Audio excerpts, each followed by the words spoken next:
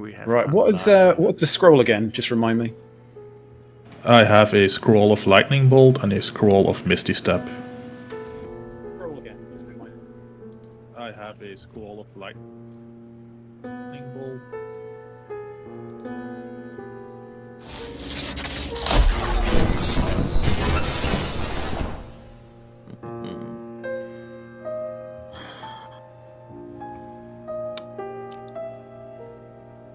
Yeah, right. So we just make it a DC, DC 10. So it's a DC 10. Yeah, it's just a straight D20 to see if you can use it or not. So you cast it and it either fizzles or it acts as normal, or you give it to someone who should be able to use it. So let me just check Misty Step.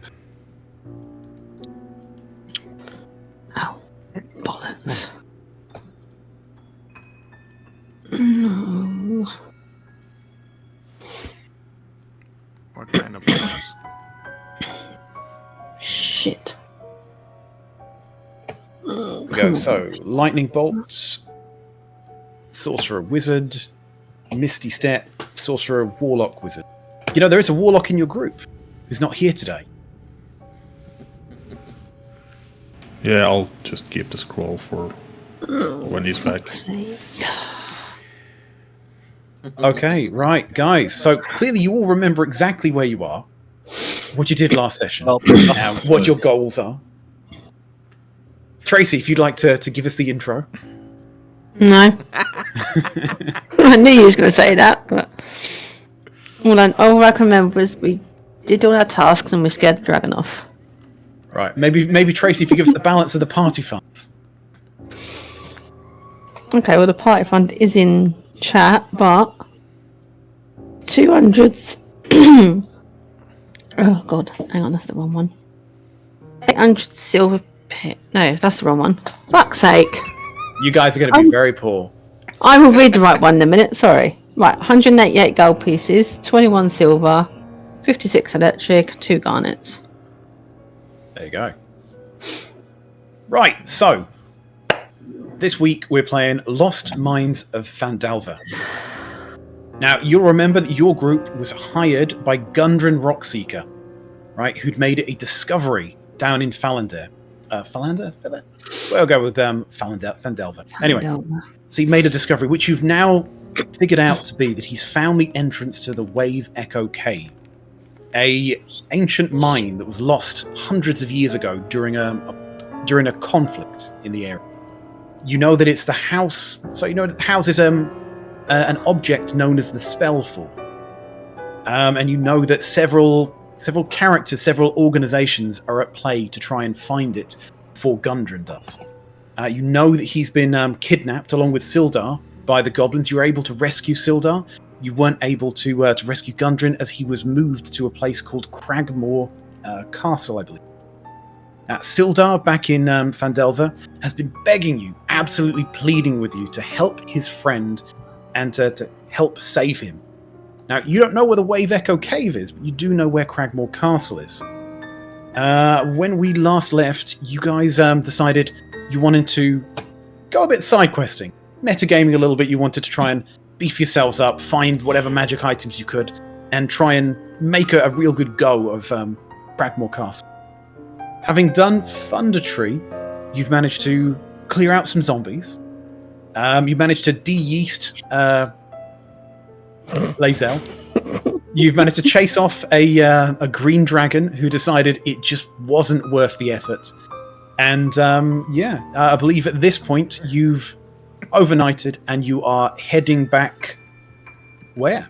Are you heading back to Phandelver? Let me just bring up the map.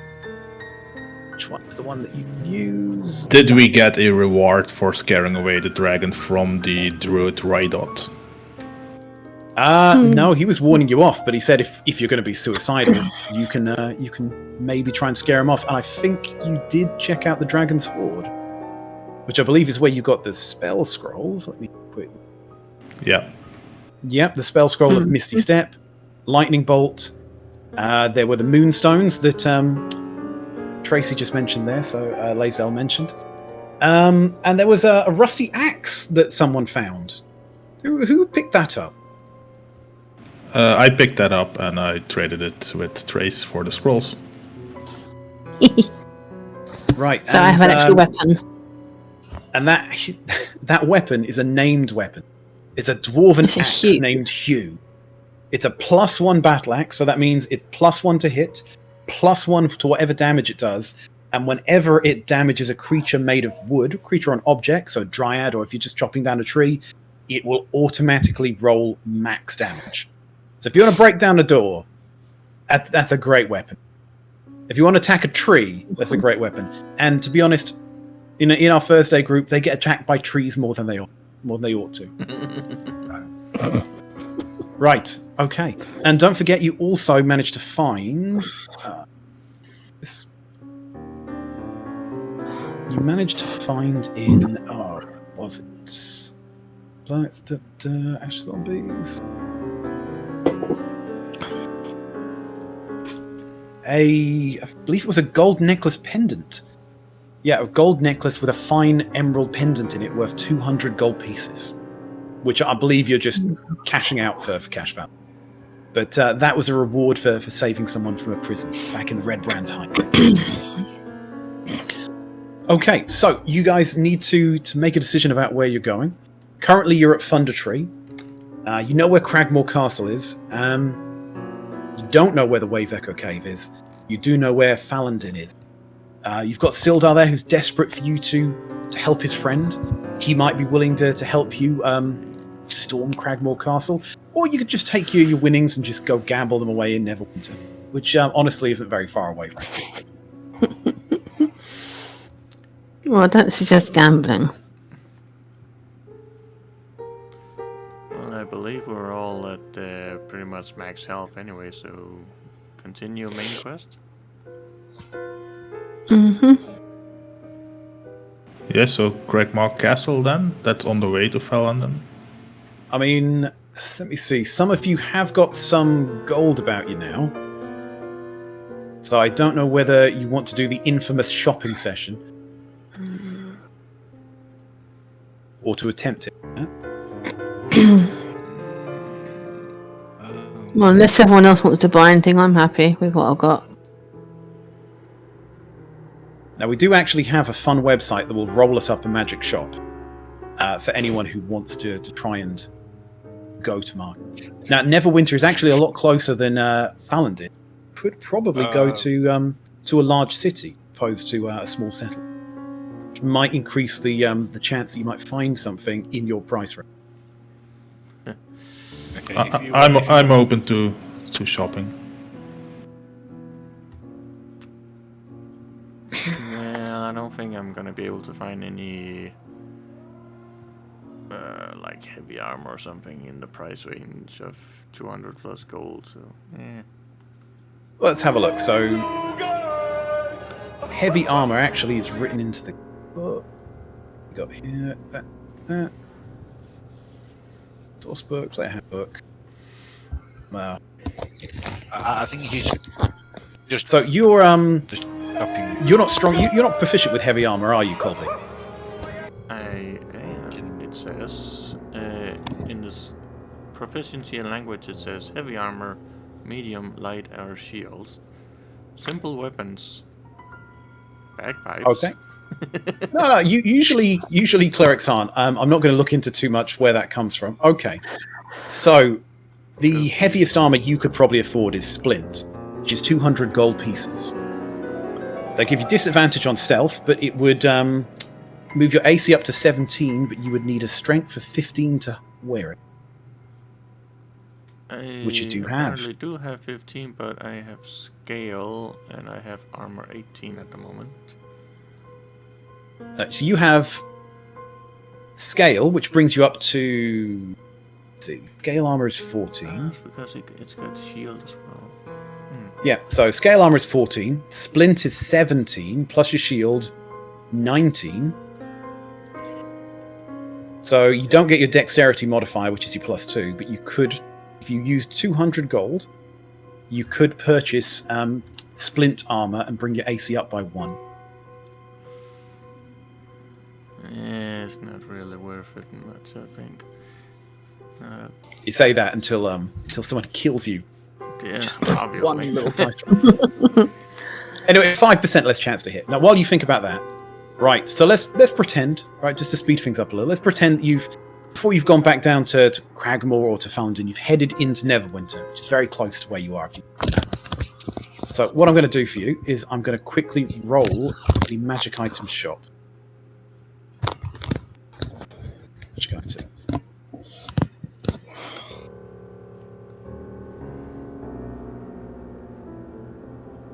Right, so Neverwinter is a large city. This. Okay, looks like we got raided or something. There's a lot of people saying we love you, apparently. So first time chats apparently, so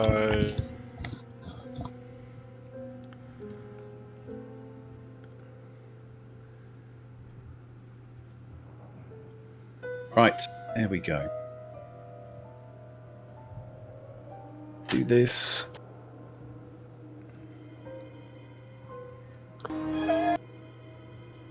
Yeah. Right, 2 seconds. I'll get this on screen for you. No, Trace, I'm not gonna say that again. What? 1, 2. Do you want more? No, you normally do it. Yeah. I'm too busy reading the stuff on Twitch. Okay, Aki there we said go. this, that's why. And we blame Aki then. Oh, Aki. Always blame the Axter. Any bits on the bottom, Right. don't blame me. See if I can get that on the screen. There we go. So, Ooh. You're moving, I'm moving. I won't give you the price. I will give you the... Actually, I'll tell you what. I will give you the full price list. Just so you can see that.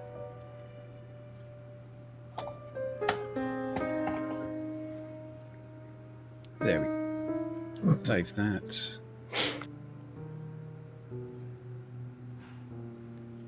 Get that. Put that back on. Oh, just reading that.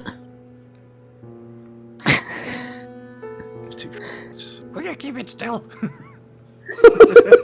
There you go. Right. So you might have to do a little bit of light googling there. Right. So we're gonna for the sake of brevity say you've gone into Neverwinter. You've got a little bit of gold about you. Collectively, you've got a party fund. You could scrape together your gold to buy something a little bit more expensive.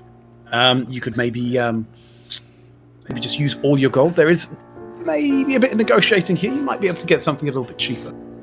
But let's have a look. So, off the bat, is there anything there which is interesting? So, we've got Shield of Expressions. Mind The crystal. front of this shield is shaped in the likeness of a face. While bearing this shield, you can use as a bonus action to alter the face's expression. That's a JJ weapon right there. That is true. But it's not a +1 shield or something. No, it is not. It's a flavor weapon. Perfume of Bewitching. A tiny vial containing magic perfume, enough for one use. You can use an action to apply the perfume to yourself. I do actually remember there's an ogre covered in perfume somewhere in this campaign. Yeah. We know. The effect lasts for 1 hour. For the duration, you have advantage on charisma checks directed against humanoids of challenge rating of 1 or lower. Those subject to the perfume's effects are not aware that they've been influenced by your magic. So, there is an item that might make you more charismatic, briefly. Could come in. So much could do with that. Ooh, Mind Crystal. Subtle. The Mind Crystal contains sorcerous... The Mind Crystal contains sorcerous potential, allowing the user to apply meta magic. Instead of non-sorcerer. Okay, for the non-sorcerers among us, meta magic allows you to tweak and alter a spell. Yeah, let's use subtle spell, which means you can cast a spell without someone knowing that you've cast it. So it's like using stealth and casting a spell. I want that one. Yeah, so for example, Colby could use guidance, or use something that normally someone would see, like charm person, and you'd be able to cast that subtly. And that is not a one-use item; that is a permanent item. Potion of climbing should be self-explanatory. Advantage on athletics checks while you're trying to climb an object. Excuse me. Horn of hearing.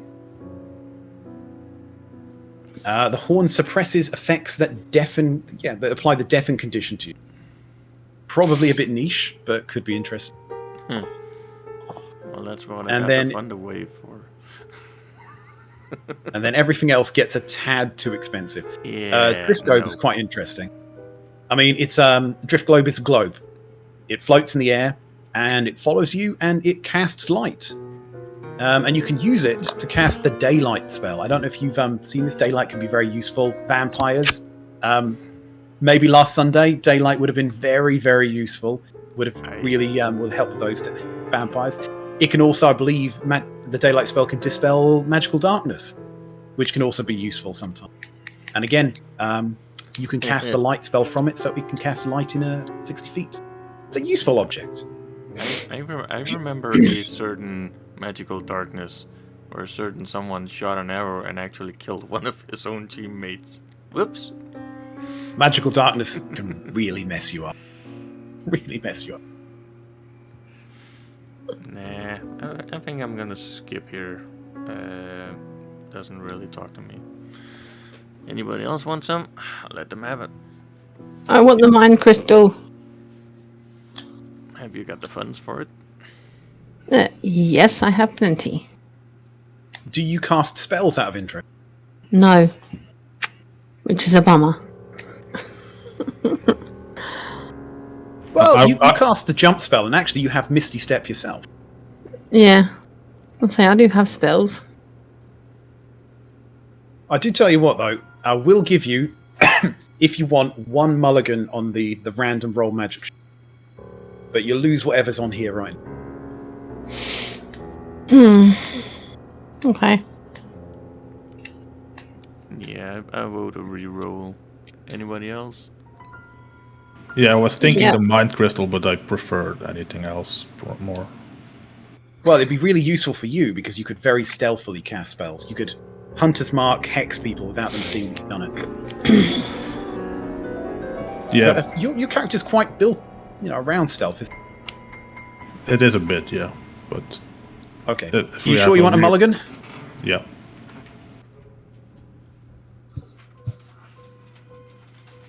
Do this. Okay. Got same items on it.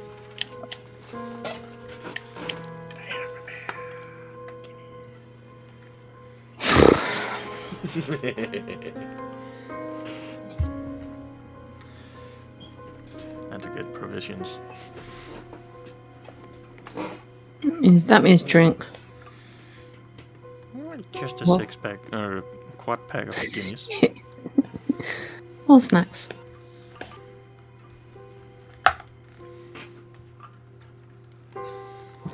Five. Okay.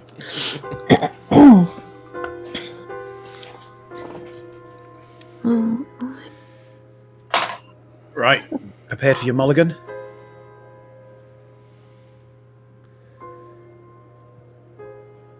Oh, I think I have one of those. Or is it the other one that has that? Right. Rope of mending. You can cut this 50-foot rope, 50-foot coil of hempen rope into any number of small pieces, then use an action to speak a command word and cause the pieces to knit back together. The pieces must be in contact with each other and not otherwise in use. Yeah, you could do all sorts of nefarious stuff with that.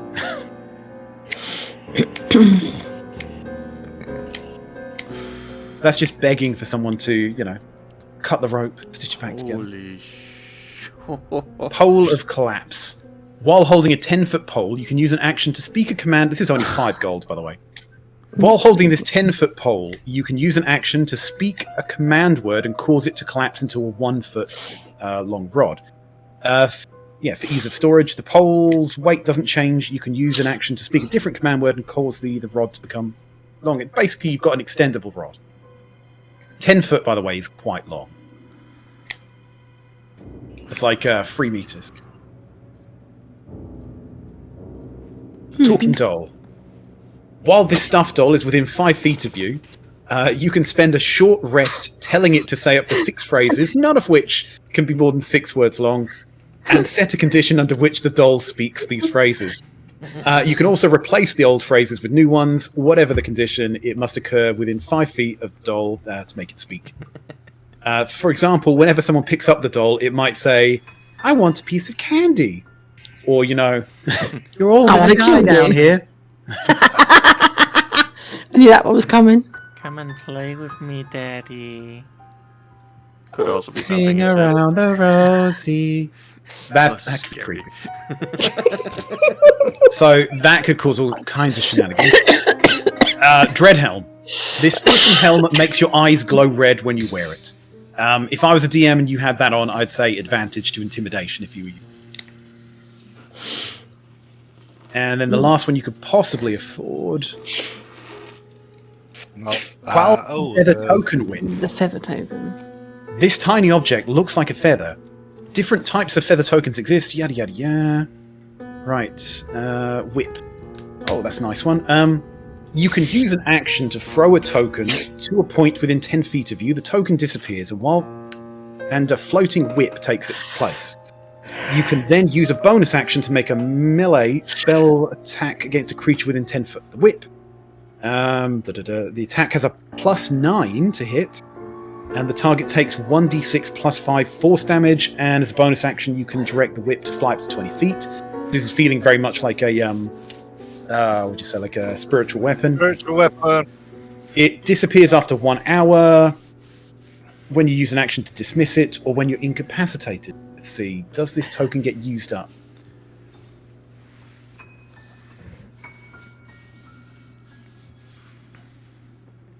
Yeah, I bet it's a one-time use. It doesn't say it's a one-time use. It feels like a one-time use. In the top it says each with a different single-use effect, but That's Yeah, good so for- this is yeah. It's a good thing So we don't this have is any a- bards around, because holy crap. So basically, for 250 gold, you're basically purchasing a spell scroll that lets you cast a fairly potent version of spiritual weapon.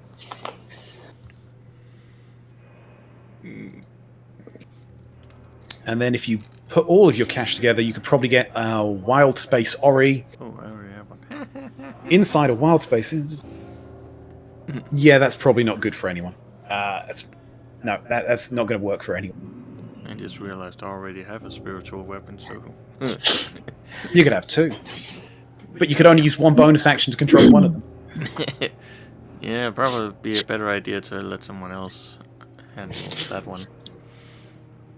Right, well there you go. So there are some items there. Don't have to buy them. A collapsing pole for 5 gold pieces, though. That feels like a steal. It does. If JJ were here, he would take the doll. He would take the Dreadhelm. Oh god. Rope of Mending. I think one of my other characters has a dread helm. Just not equipped, I would believe. I bet JJ would just do performance with the rope. He'd pretend to be a magician. He's like, look, cuts it again, cuts it. And the rope is still 1! God. Get some gold for that. Luckily he's not here. Right, any takers, or are you giving up on the magic shop idea? I'm giving up on the magic shop idea. No one even wants a pole of collapsing. I'm tempted. For 5 gold. I'm tempted with the Dreadhelm, but I'm tempted with the doll. The Dreadhelm will give you an advantage on Oh, you intimidation. should definitely do that all. Get some fun going. Well, the doll is actually quite useful as well, because you can just talk to it and just say, look, we've gone left at the fork in the road, just leave it here, and when someone comes up and says the magic word or whatever, it tells you it. I'll take the doll. Okay. Are you Puts going it to try in- and negotiate? Well, knock the price down. Yeah. Could get it cheaper. I want to So, get you know, it you get the cheaper. shopkeeper there and he'd be like, well, love. I see you got an eye on the doll. It's a fantastic piece. On it, watch this. And he pats the doll on the head and it says, I'm a pretty dolly. See that? Not every doll does that. And it's got lots of phrases. And he pats it on the head again and it goes, I love you. Oh See, my who God. wouldn't want one of these? Right? This And he is just, honestly- he just slaps the doll on the back and he says, you know, where's the doll? He slaps the doll and he says, only 150 gold pieces. A steal. Be a fool not to have it, wouldn't you? What do you say? 150 gold pieces? No, we did take 90.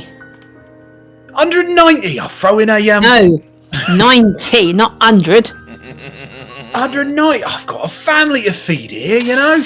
I cut my own nose off. Why don't you 100. roll persuasion? Jesus. Where's my persuasion gone? What the hell? See, here's where Colby could use subtle spell because he could use guidance to make you more persuasive. 10. See, where you need a dread helm because you could have intimidated him into dropping his price. See, it gets useful.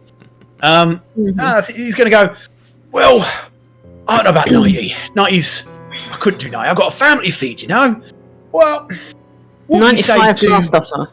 What do you say to 120? That's my best offer, I'm afraid. 120. I'm cutting my own nose off to drop it down to that. 115. You know what? You drive an hard bargain.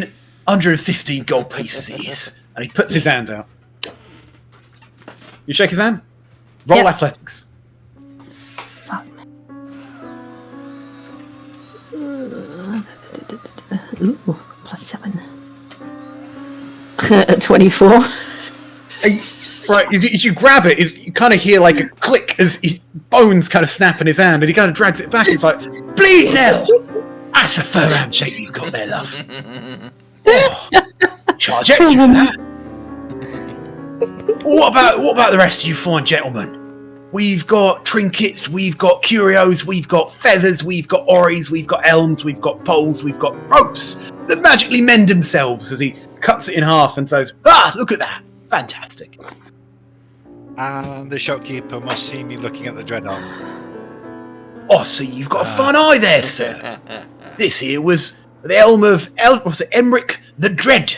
He used to hunt around these parts, scaring everyone. He was feared by all, with his glowing red eyes. You see. Now I don't know whether he's a nice person or not, but I've got his helm here, and he puts it on, and his eyes start glowing. It's got a really interesting effect that really scares the common folk, you know. Oh, I couldn't part for something like this for less than 250 gold pieces. It's a fantastic piece, fantastic. Antique is what it is. 250 is a little bit on the. It's a little bit outside. Well, it's not outside of what I can do, but it's. Well, there you go. If it's not outside what you can do, you can just go for it. You know, you got to splurge every so often, right? But it'd be putting me short on other things. So, what can you? What's your best off? Best off. What is my best off? Well, you know, someone always told me don't put a number out there, otherwise you're negotiating against yourself. So, you know, 250 gold pieces. That's what it's worth. An absolute antique, yeah. All right, sort of dealer. You know, they sell this for twice this price.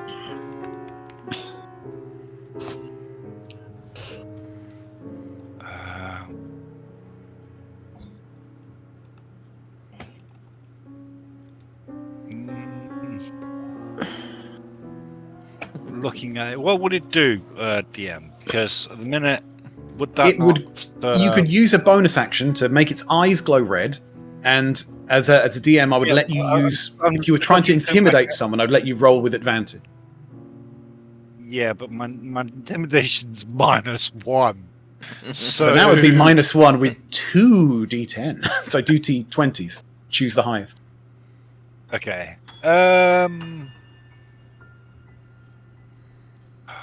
I'm gonna see if he'll come down any, and I'm gonna offer. Let's see. Let's have a.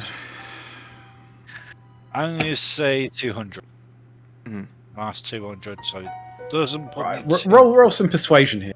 Can I go and touch him and give Well, him but some by the way, you don't kindness? have to roll. You could intimidate him if you want. You know, I'll break your teeth if you don't lower that price.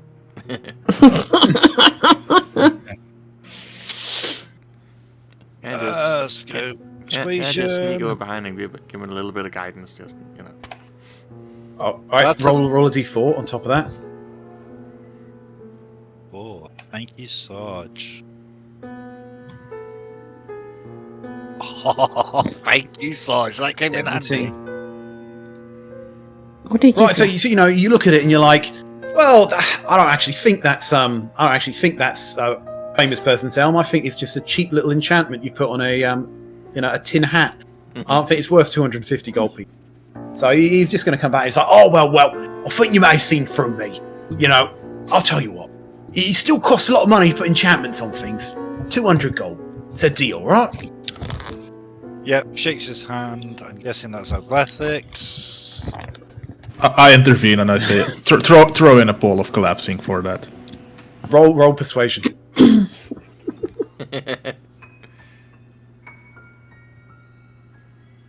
3. hell no. We're having a laugh, mate. These things aren't free. I'm cutting my own nose off to sell this at 200 gold. It's an antique. It's an absolute antique. Mind you, if you want to buy a pole, I'm happy to part with one. 5 gold pieces. Adventurers like you could afford that. Good, so You can take it out the party fund. So I take 5 gold pieces out of the party fund and I buy a pole of collapsing then. Okay, so take 5 gold pieces out, Lazel, Yep, on it already. and see if I can find this. Right, just 1 second.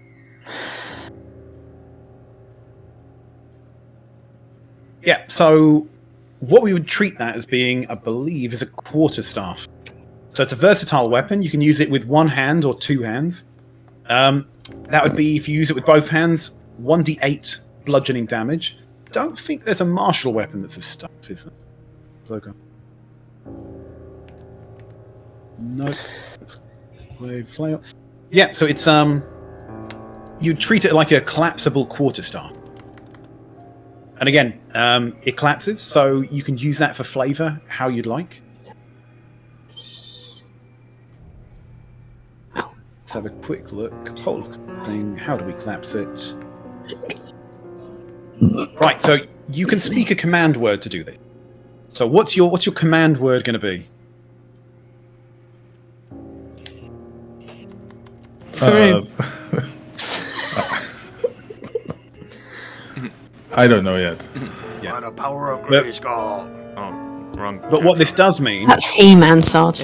what this does mean, right? If we just said the words were like shrink and extend, so you could Sure. have a trap that's connected by a rope, and you could just say shrink, and your rod would shrink and set off the trap, and you can shout that.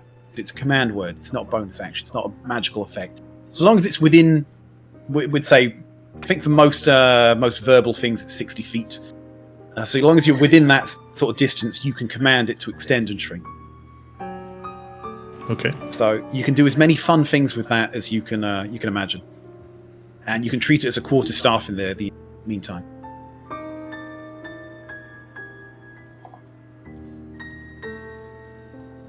There we go. So Eagle, you've now got advantage to intimidation.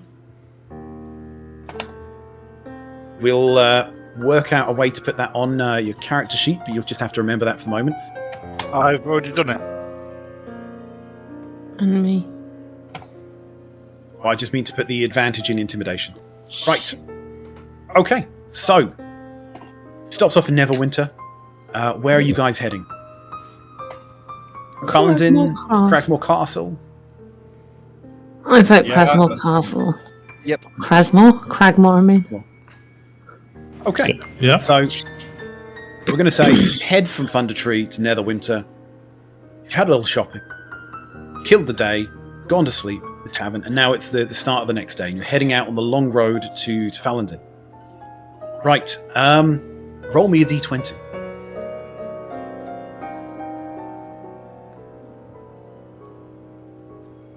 I And no one does anything. Someone roll me a d20. There we go, Lazel.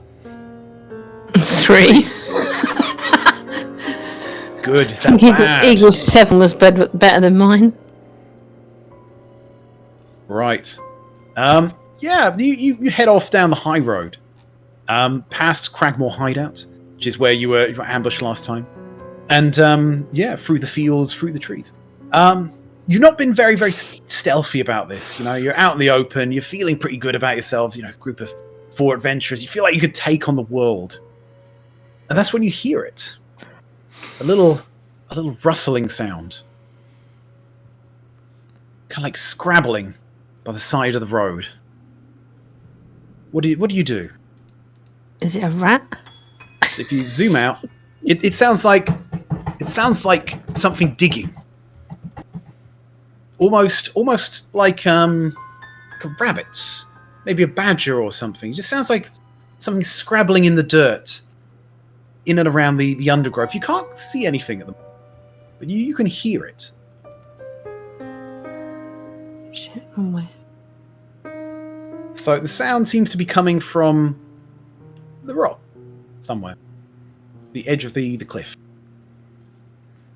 Right, if you look going to be chickens, I'll go and check it out. Ladies first. So how are you going to check it out? With your eyes? You're going to start moving rocks? You're going to pour some boiling oil and fire and see what happens? These are all valid options. I'm going to go and have a look. You could just shout very loudly at the rocks and see what happens. What are you looking? I'm going to look at the rock and say, come out, or whatever you are. Okay, so firstly, roll... Okay, so this is going to be... Yeah, roll me a d20. I'll tell you how it works.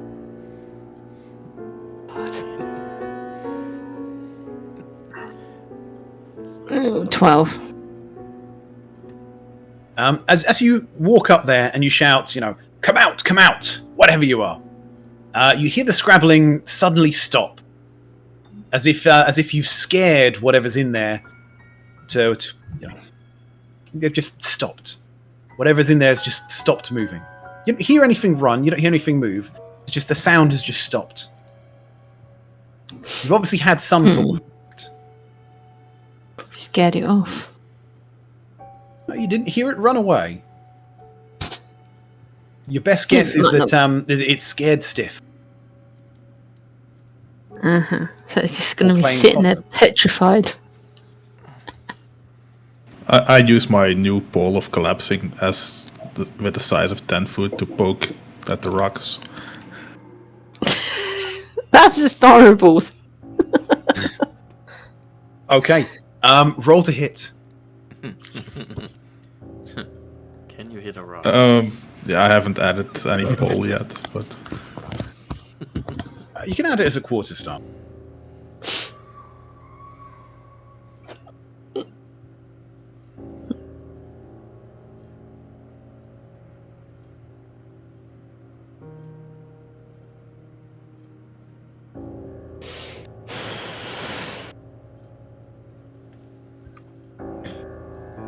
nine to hit.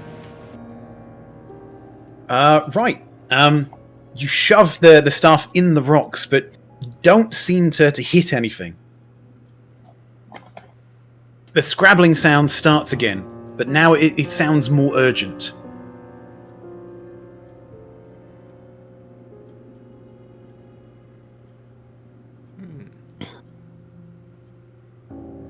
I poke it again. Roll to hit. 17. This time, as you shove your staff in there, you manage to find purchase. You hit something soft, and you hear kind of a... Ooh, we got this kind of a...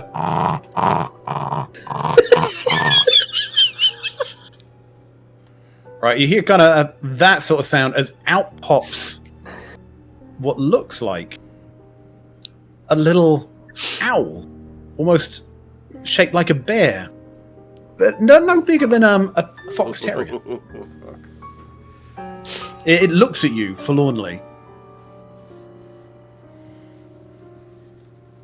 I mean, it almost kind of scrapes its little head as it feels like a bump on it, and it starts to cry.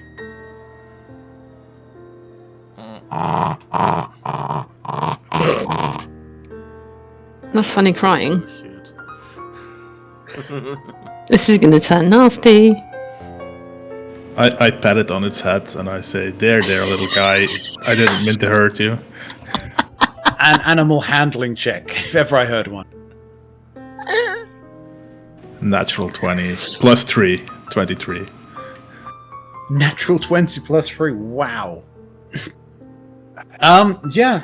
With your years of experience in the woods, you know exactly what to do. You coo to the little owlbear, and you put your hand underneath its thing there, and you just scratch it, and it seems to calm down, and it starts cooing softly, as it, as you're calming that thing down. Right. What are you guys doing? Little owlbear in the road. Bring it with us. He can carry it though. Seems to like him. You sure it's alone? Says Colby. I give it a little bit of food and I carry it with me. Right. The moment that you pick it up, it starts to make a very panicked squealing sound. And with that you start to hear rustling at the top of the cliff as two fully adult owlbears peer over in panic as they see a humanoid picking up their precious baby. Roll for initiative. Told you. Oh crap. Sarge, why is it you're always right? Don't know, just am.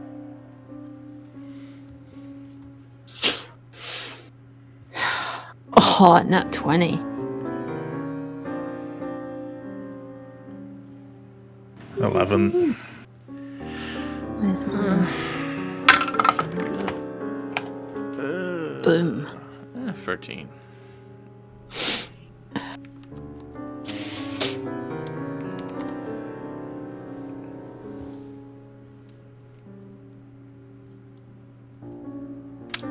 Wow. There we go. Here you go. Yeah. Are you doing crit wins today? Give me a minute. I'm Or we're not bothering? If I can get it to work, yes. If not, their pot's on like 200 odd anyway, so I won't worry. Well, it's all about the tickets for the ones who actually be able to win, Yeah, true. And besides, we already got a quit win that we need to add on. Right, Mr. Animal Handler? I did good with that.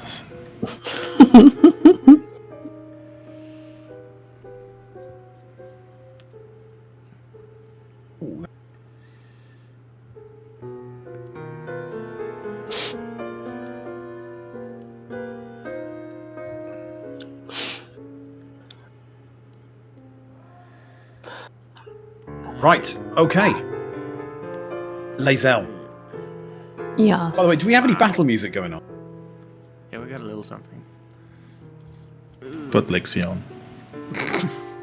He ain't battle music. What if I can get some monster snarling? No, that's a bit too big for an owlbear. That sounds like a dragon. There we go. See these That sounds owlbears? like a dragon.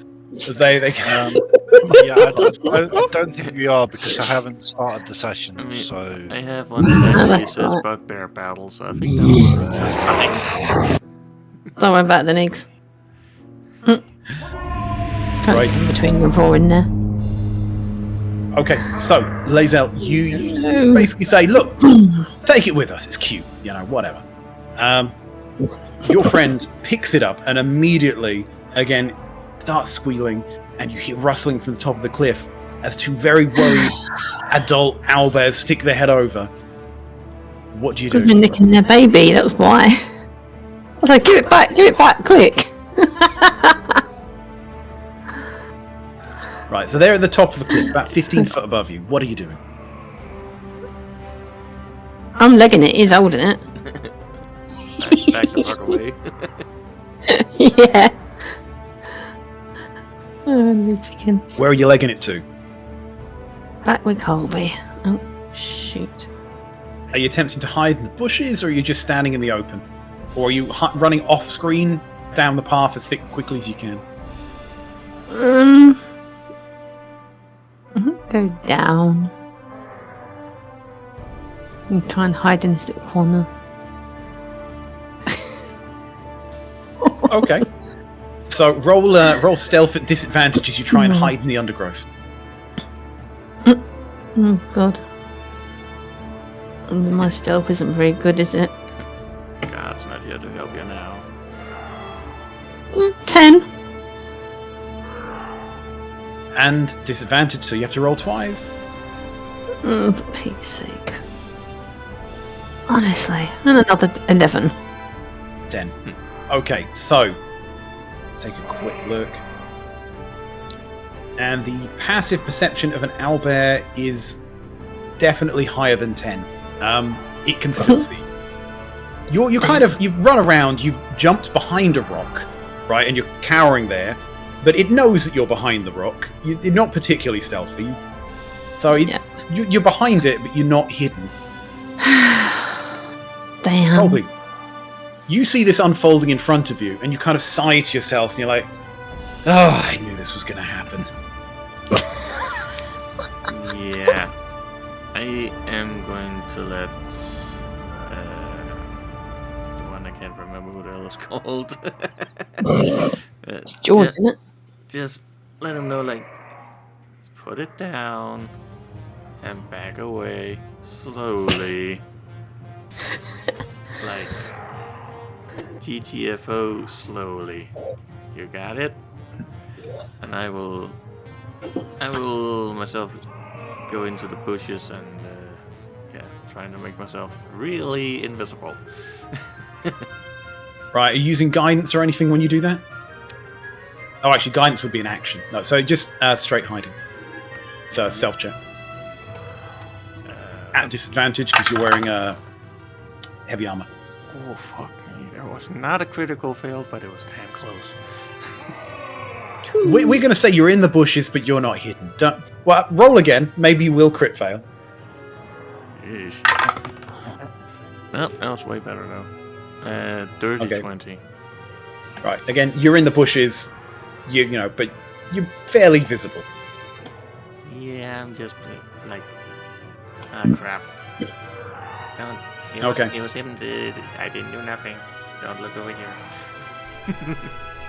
Right, so the first owlbear just jumps over the cliff, lands straight in front of you, George, and it kind of makes itself big. His head gets low, and it just starts growling at you. Hey, did we go the last one, or I got a wee roll? So it's going to roll intimidation at you right now. So, oh, I'm an initiative. that was a nat 20. Nice. Right, I need you to. What would be defending against intimidation? It's going to be wisdom for your courage. Roll me a wisdom saving throw. Saving throw. This is for George. Oh. 11. No. You are inflicted with the fear condition. Right. So I'm just going to bring this up for you.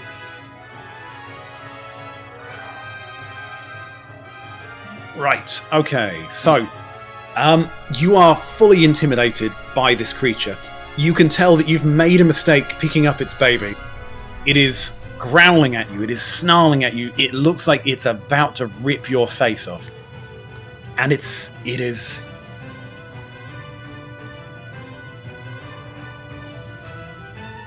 While frightened, you can't move towards it. You have disadvantage on attacks against it. Yeah, you can attempt at the end of your turn if you want to make a saving throw to try and break fear, but right now, I know it being right next to it, saying you can't move towards it is an issue. But yeah, you can't move towards it, and if you try and attack the creature, the object you fear, it is at disadvantage. Right, Okay. George, what are you doing? As this snarling, slavering owlbear prowls around you in a slow circle. The only reason it's not attacked you right now is because you're holding its baby. It knows if it slashes at you, it could hurt its baby, but it is pissed.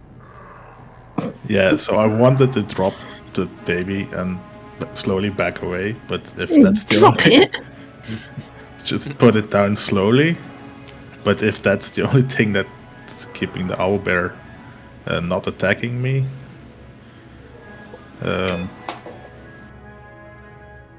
yeah, I slowly put down the baby. I give it some more food, and I try to back away very slowly. Okay, so firstly, animal handling for putting the mewling owlbear down and also trying to... Please roll a good one. Animal handling 11. You put it down fairly successfully. But as you get some food out and try and smush it against its beak, it kind of turns into a bit of a meaty mess rather than actually feeding it. It's very upset. And its parent is looking at you through glared eyes. Right, so you want to try and back up, dude. Yeah, towards the rest of the party, towards my healer. Right. Okay. I'm gonna make you roll animal handling for this. You basically hands up, walking backwards, trying to look actually performance here, trying to look non-threatening, because this thing looks like it's about to swipe your face. Pray to the gods. So animal handling or performance? Performance. You're trying to look non.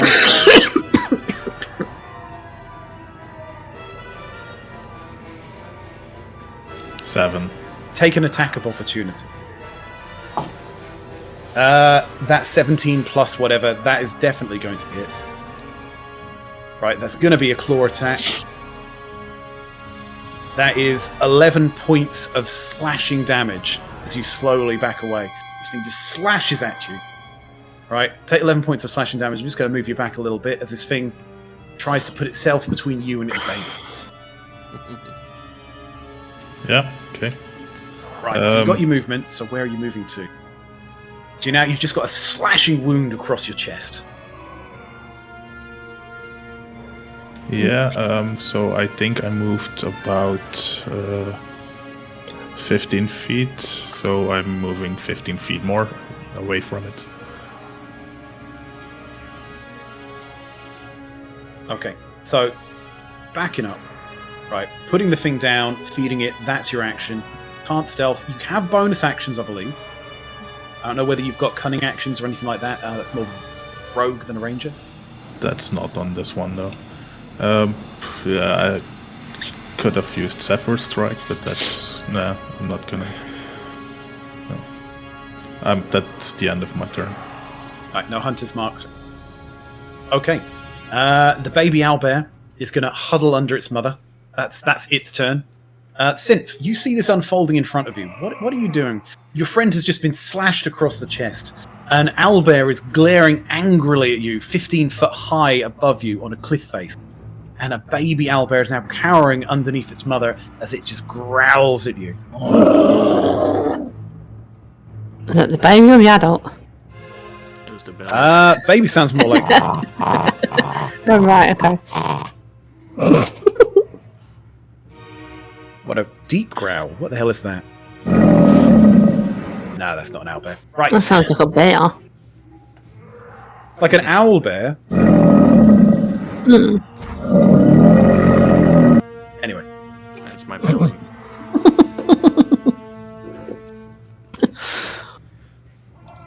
What are you doing, Synth?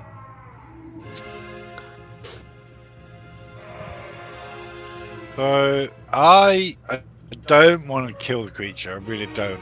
Unless I have to. I'm just looking what I've got available to me.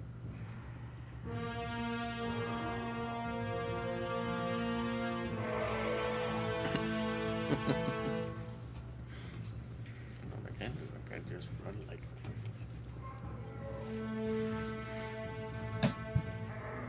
So I'm going to Put your helm on. This is my moment. put my helm on. That's one action, I suppose. And We'll pretend you had your helm on, right? yep. Are you going to try and scare the owlbears off with your powers of intimidation? Yes.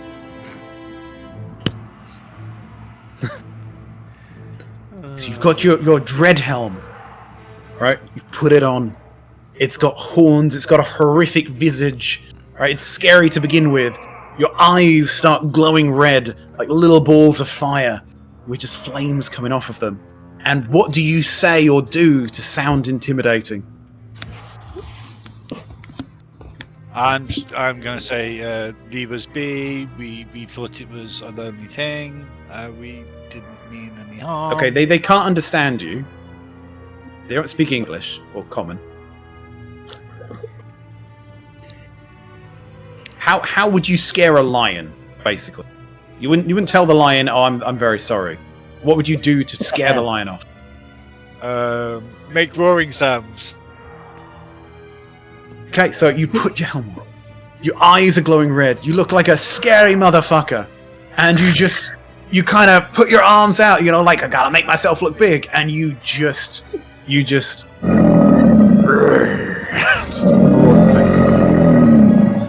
Well, actually, no, we can do better than that. You can just go...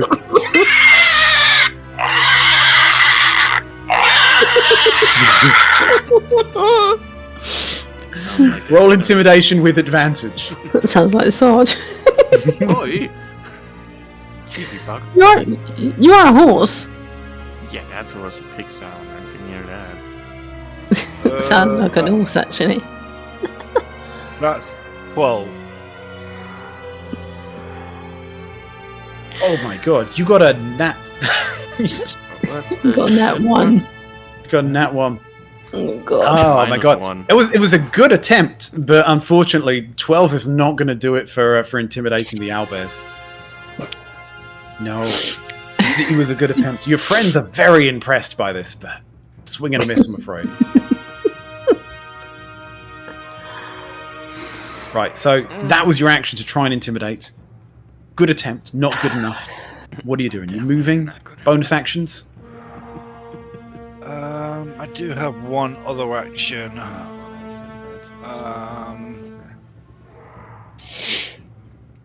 I didn't want to do this, but okay, so I'm gonna go for the charger. So that's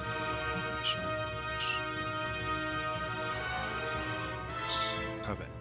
When you use the dash action, you can use a bonus action to make a melee weapon attack or shove a creature. If you move at least 10 feet in a straight line before using the bonus action, you either gain a 5 bonus to the damage roll if you choose to make a melee attack and you hit, or push the target for 10 feet away. Okay, I mean, I would say you probably used your action already for intimidation, but do you know what? I'm going to play this a bit fast and loose because I want to see where this goes. So, you charge at it, run 10 feet forward, right? So you get, what, a +5 to hit or a +5 to damage? It says a +5 bonus to the damage roll. Right, so you charge, you scream at this thing, and you just get your rapier and you start running forward. Right, straight towards this, and you try and stab it with your rapier. Roll to hit.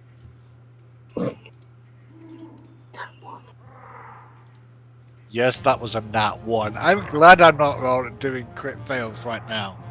Ouch! How am I psychic? That wouldn't hurt anything. And you broke your rapier. Okay. You run towards it, charging, screaming. This thing is having none of it, right? And you just stab at it, and it kind of bats you out the way, and you fall flat on your face, and you just, ever so gently, just ever so slightly, stab the little baby bear underneath it. Oh dear. For No, D4 for it. damage. It takes 1 point of piercing damage. Doesn't have much health. Seeing this, the owlbear on the cliff screams with rage. And it jumps down. It charges at you as you're prone on the floor. It makes a multi-attack. That's going to miss. Going to hit. And... yeah, because it rolls with advantage because you're prone on the floor. So there's 2 hits there. So we got a bite attack. That's going to do... sorry, beak attack. That's going to do 6 points of piercing damage. And a claw attack. And that's going to do 13 points. Take 19 points of slashing piercing damage. Take it down to... right. Okay, Lae'zel. You're hiding from in the rocks. You can see the dumbest looking thing in front of you as your friend trips and stabs a baby owlbear. You can see the pain in the eyes of its parents as it just starts wailing. You can see the red anger come down, that red mist. All right, if there was a chance of getting away without bloodshed, all hope seems to be gone now. What do you do, Lae'zel? I need to move out slightly because it's not in my range. And I'm going to use a crossbow on the one nearest me. Roll to hit.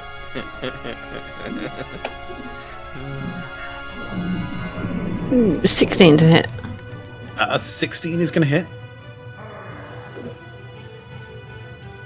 Ugh, 3 points of damage. It is not bloodied. Surprising. Yeah, so you fire your bow. Funk. This arrow hits it in the back. What are you going to do with your second?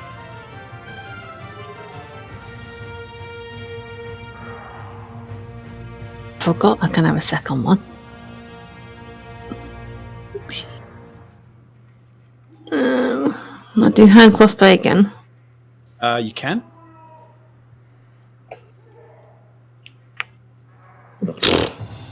With 5 of nowhere. That's a crit 1. Yep. Roll me a d4.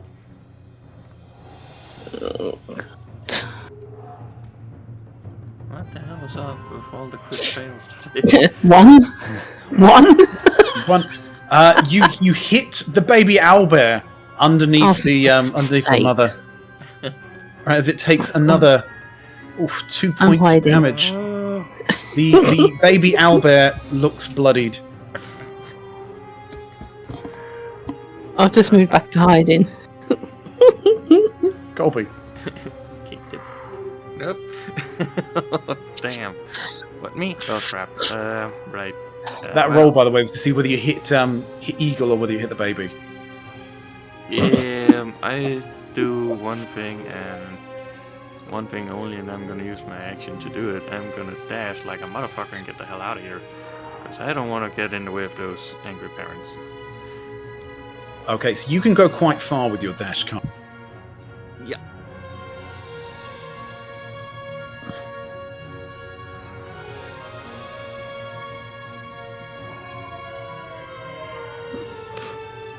I'm gonna go like meep meep and get the fuck out of there. You being Roadrunner? Well, I got 40 feet movement plus dashing, that's doubling it, so I can move 80 feet and get the hell out of there. Not right, do you want to do anything with your bonus action?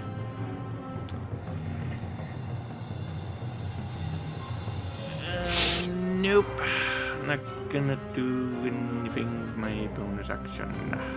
Nope. Okay. Colby's running away. Yep. Lae'zel is hiding.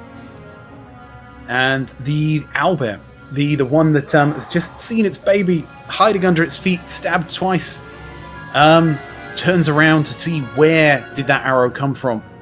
And Lae'zel, who did not stealth, runs in this direction. Right. So it's going to pull its little baby with it, but it's going to run in this direction, and it's going to attack Lae'zel. Oh, crap. Right. Okay, so... right. And this is...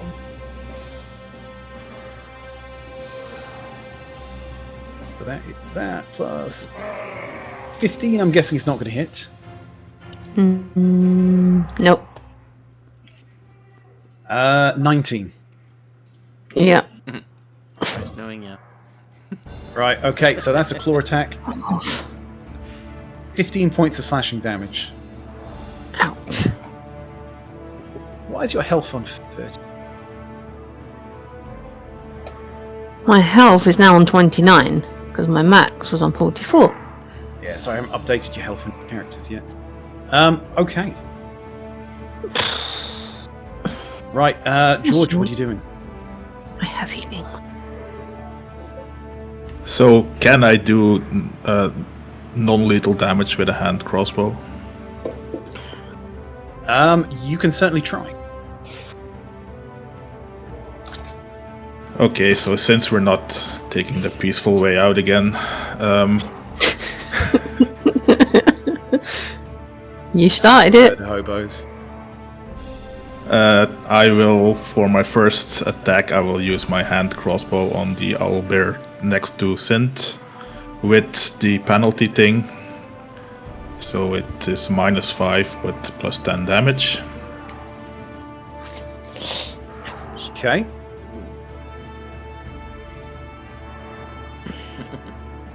So that's 18 -5, 13 to hit. Right. 13 is going to hit.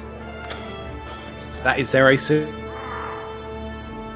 Natural armor AC shit. So 19 points of damage. Okay. So it's taken 19 points of non-lethal arrow damage. Yeah, piercing. So, since these times I have 2 attacks, I will do the same thing again. Again with the penalty thing. Okay. Roll to hit. That's 17 -5, 12 to hit. 12 is going to miss.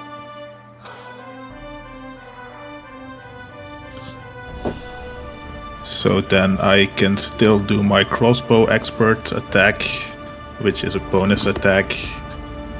The same thing. Right. Roll to hit. Yeah. 19 to hit. 19 will hit. 20 points of damage. It is starting to look a little bloodied.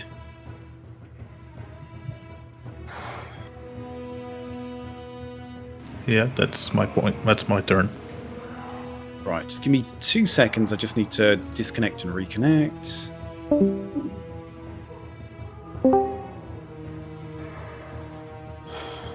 Yeah, sorry about that. Right. Okay, so that takes us down to the baby. It's going to continue to cower under its mother. It's going to take the dodge action because you all seem intent on killing it. Synth, you find yourself on the floor, splayed out, with an owlbear over you, trying to bite and hack and slash you. What are you doing? I am going to do the one thing I didn't want to do. So...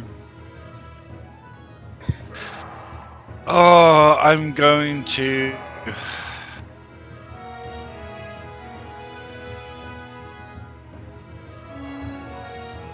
You can try to do it non-lethal.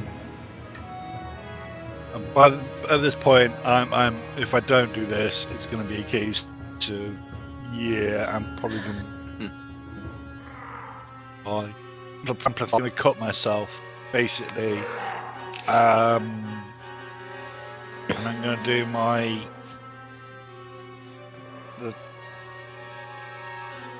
Your Crimson Right, yeah. Yep, my Crimson Right.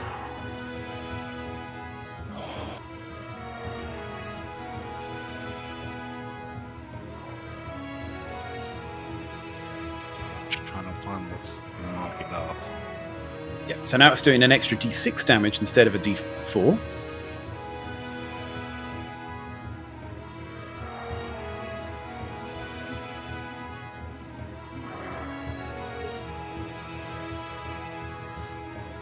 So there's nothing to really mark off, because you can do this as many times as you want. It just takes damage. It stays active until your short rest.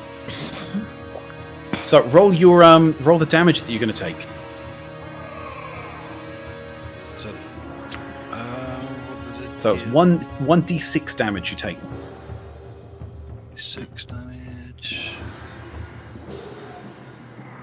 2, thank God for that. That's not too bad. Okay, so now you're on the floor, you're lying down, and you've just pulled your weapon out and you've just pulled it across your hand, and as you do that, the whole weapon starts sparking with lightning. Yep. So let's see if we can get a better hit this time. So I'm going to try and hit it with the rapier. Are you going to This get time. up, or are you going to hit it from the ground where you're at? Oh, I'm to. Yes, I'll get up. Right, so use half your movement to stand up in front of this beast as its paws are up in the air, its claws are out, it's trying to whack you, to bite you. As you get up there, what are you doing? I'll swing, and it's a 22 to hit. Right, 22 is going to hit. The thingy is. So there's damage roll, right? Right.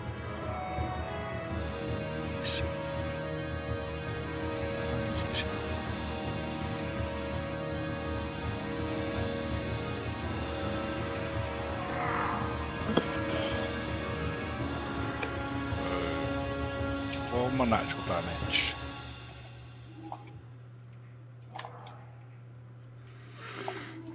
Plus now a d6 on top of that.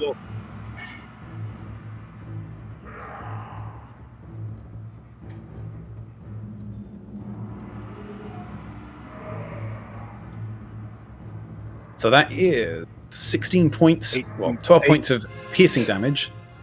Another 4 points of that. Right, okay. Yeah, 6. Yeah, so again, you take your rapier out, you just stab this thing in the chest, right? And just where you've stabbed it, lightning just sparks and its flesh starts to burn and its feathers start to catch alight. So you pull your rapier out, ready for your second attack.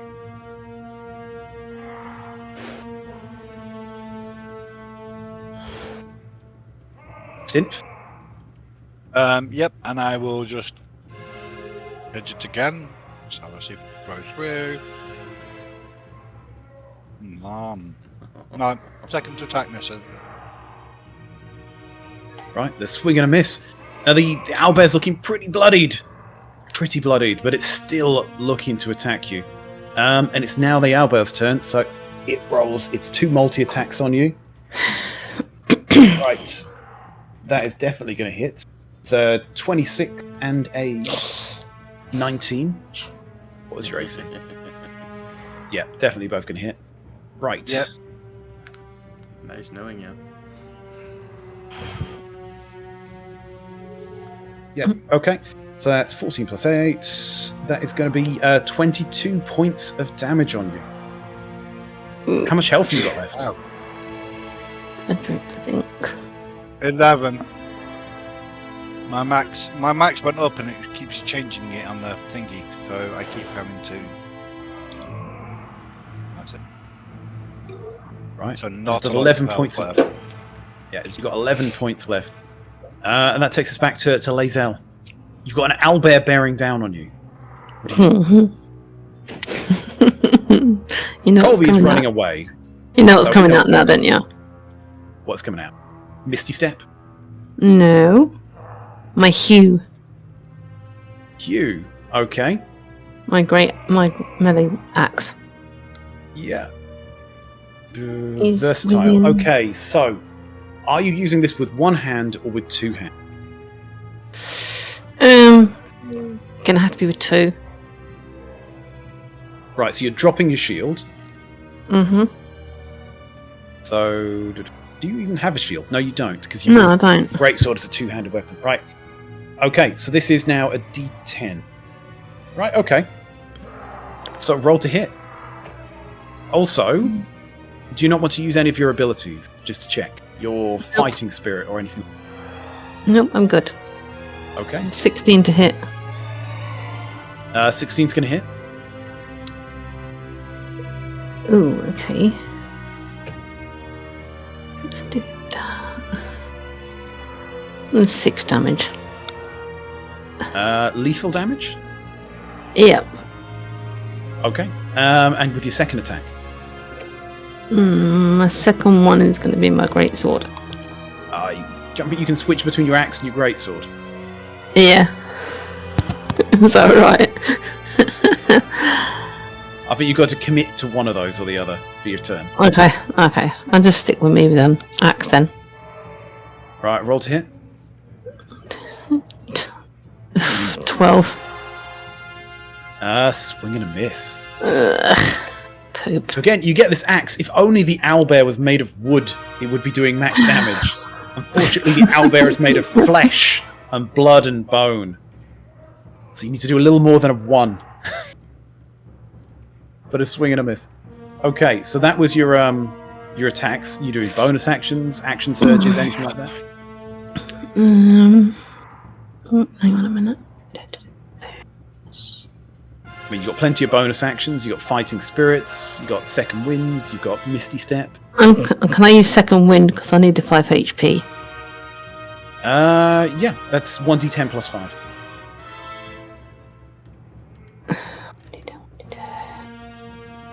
Where's the 10 gone? So that's a 3. So 3, 5, so 8. Right, so let's put a little bit of health back on you. 37 out of 44. Colby. Oh, sorry, are you moving, Lae'zel, or are you staying put? I am going to stay put, because wherever I'm going to go, I'm going to get an opportunity attack. Yeah, but, you can run away like Colby. Bravely running away. I like that. Colby, what are you doing? Yeah, but if I run away, it's just going to follow me. It might not. Okay. Can I run away then? You can try. I'm going to try and run away. Right, where are you running away to? Where's your 30 going to? I'm going to go there. No, I'm going to go there. You've got 20... Sorry, another 5 foot of movement if you want. God. Hang on. Stop moving your bloody marker, will ya? Put me off. There you go. Okay, so it's going to take an attack of opportunity. That's 18, which I'm assuming hits. Yep. Right, so that's a claw attack. Oh, 1. Oh, that's a crit. So that does 16 plus 8. That does 24 points of slashing damage. That was an opportunity attack you could have done without. Oh, shit. So I believe that leaves you with 13 hit points. It's a good thing you did a second win there. Okay, and it's a good job I have a healing potion I can use. Only you hadn't used a bonus action already. Damn. Colby, what are you doing? You're seeing the chaos behind you. Yeah. Colt, you can see behind you that Simp seems to be holding his own. He looks fairly bloodied. He's got claw marks across his face, against his chest, blood coming over his shoulder. But the owlbear that's attacking him looks equally bloodied. It's hard to tell which one has more health, which one's going to fall first. But the one that's chasing Lae'zel seems to be pissed, and its baby is underneath it. The little owlbear blood coming down it. The little pokey holes that Simp has put in it. Right, well... crap.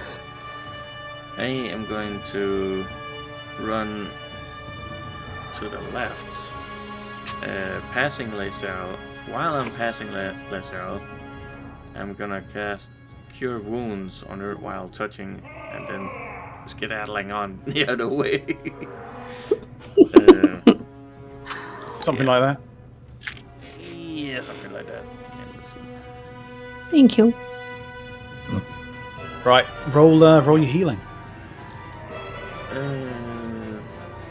That is a 1d8 plus 5.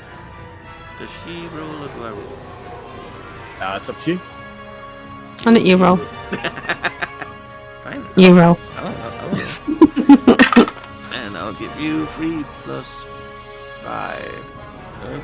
That's actually the wrong dice, but besides that, healing word is a d4. So you did cure wounds. You did cure wounds. Did I cure wounds? That's why you touched her. Yeah, that's why. Yeah, that's why I had the 8 on me. Yeah. Colby, any excuse to touch laser.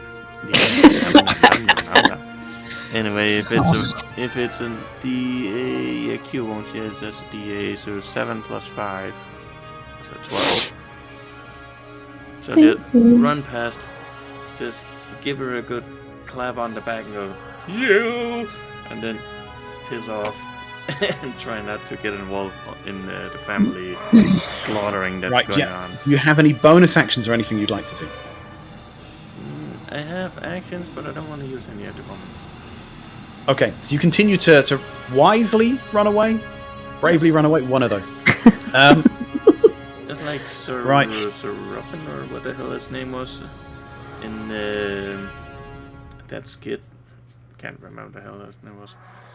The guy that's running around with the horseshoes, the coconuts clapping, like singing behind him.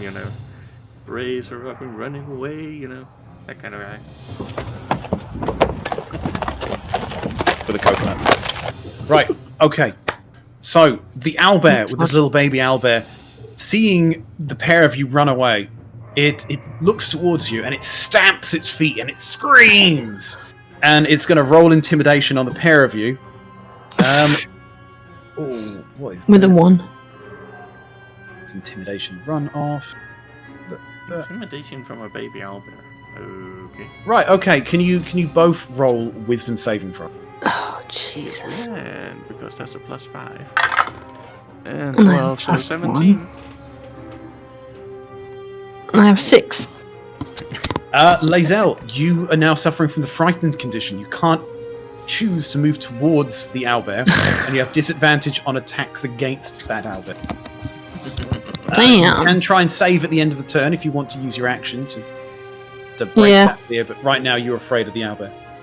Okay, so that's not attacking, it's staying still, and it's screaming. It's bashing its feet on the ground. It's basically telling you, right, and stay away from my baby, is what it's saying. It can see it's done some damage to you, but it's not interested. Its baby's hurt and it's protecting its baby. Okay, George of the Jungle. Ooh. He's in the bushes. Oh, okay. Watch out for that tree. So you can see Synth and an owlbear locked in a mono-on-mono battle to the death. You have been, aiming for its tendons. You've been trying to disable it. Synth has just been stabbing it with lightning. Obviously, Synth he doesn't care about trying to keep the thing alive. He cares about keeping himself alive. He looks. So if I have a way to restrain the owlbear, would Synth be able to run away from it? You can certainly try. If you can convince me how you would restrain the owlbear. But can a restrained creature make opportunity attacks? It does at disadvantage, because think of it like it's wrapped in a spider web, right? And you've got a sword poking out. You can kind of wiggle it around, but you can't do it properly. If you were paralyzed, or petrified, paralyzed, then or incapacitated, you couldn't do any opportunity attacks. Strain just makes it disadvantage. Hard to attack, not impossible. Then I'll just try to shoot at it, but non-lethally, if it's possible. Okay. Certainly try. Again, with my hand crossbow and the penalty thing. Right, roll to hit. 26 minus 5, 21 to hit. Right, definitely going to hit. 17 damage. how do you want to do this? How are you going to non-lethally knock out this owlbear with this shot?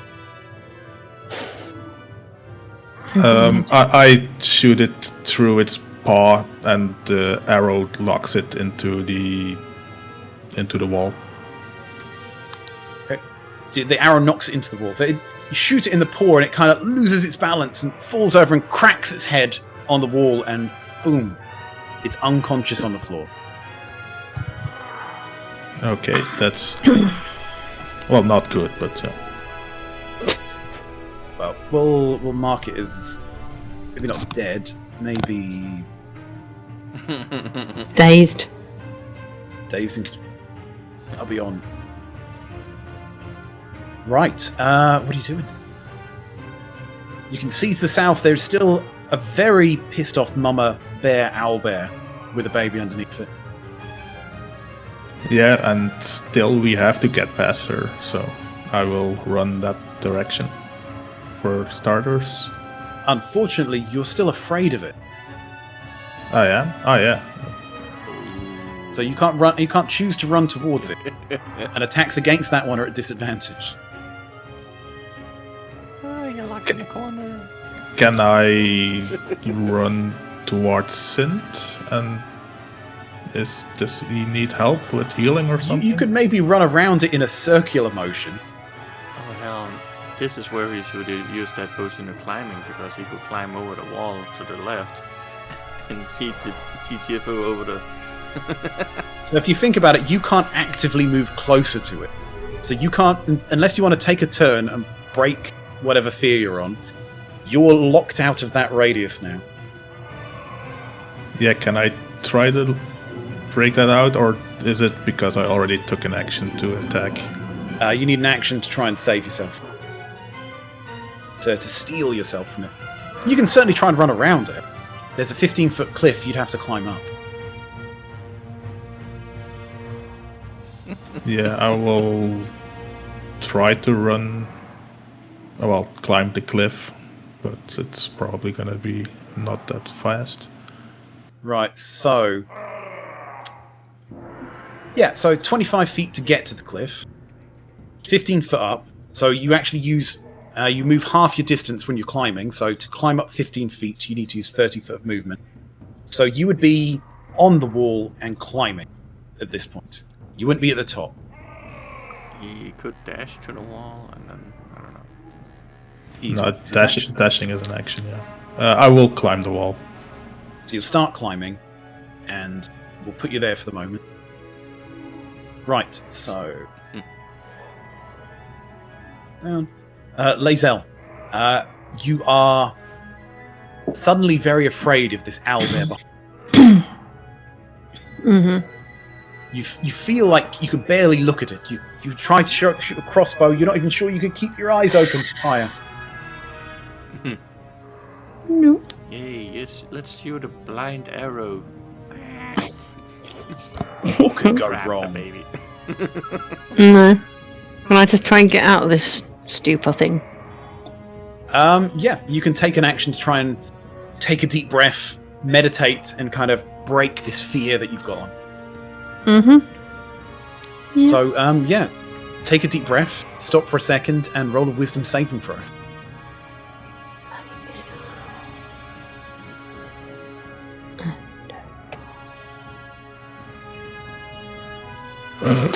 9.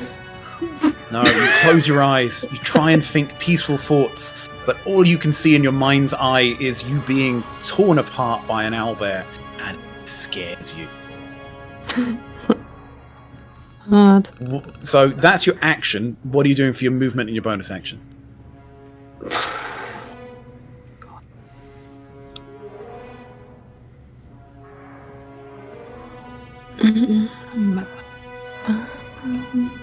You're going to jump on Colby. You're going to try and ride him like a horse.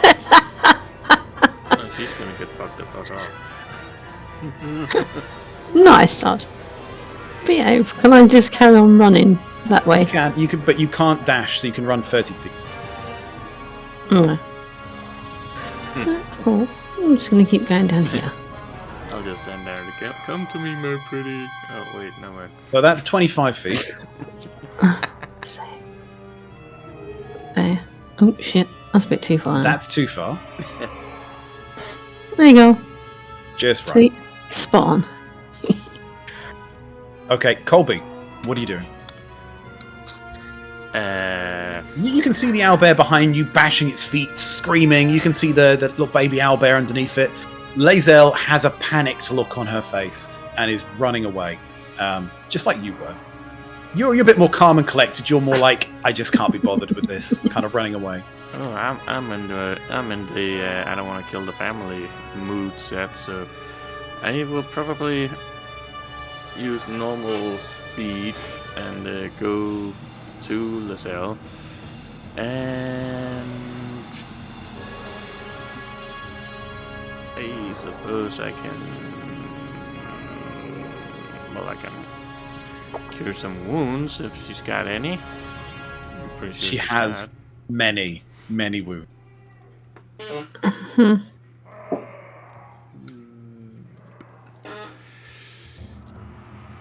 Let's see.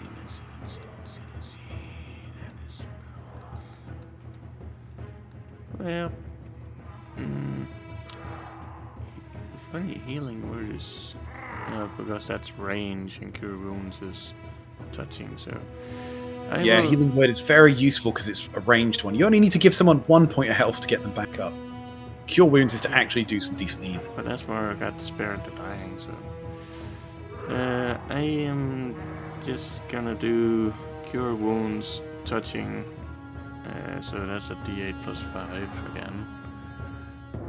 Don't know how much health she's down to, but here's 8 hit points more. 8 more. 8 So I was just looking at your character sheet. It says, because you're a life cleric, you get Disciple of Life. Whenever you use a spell, first level or higher, to restore HP, the creature regains an additional 2 points plus the spell's level.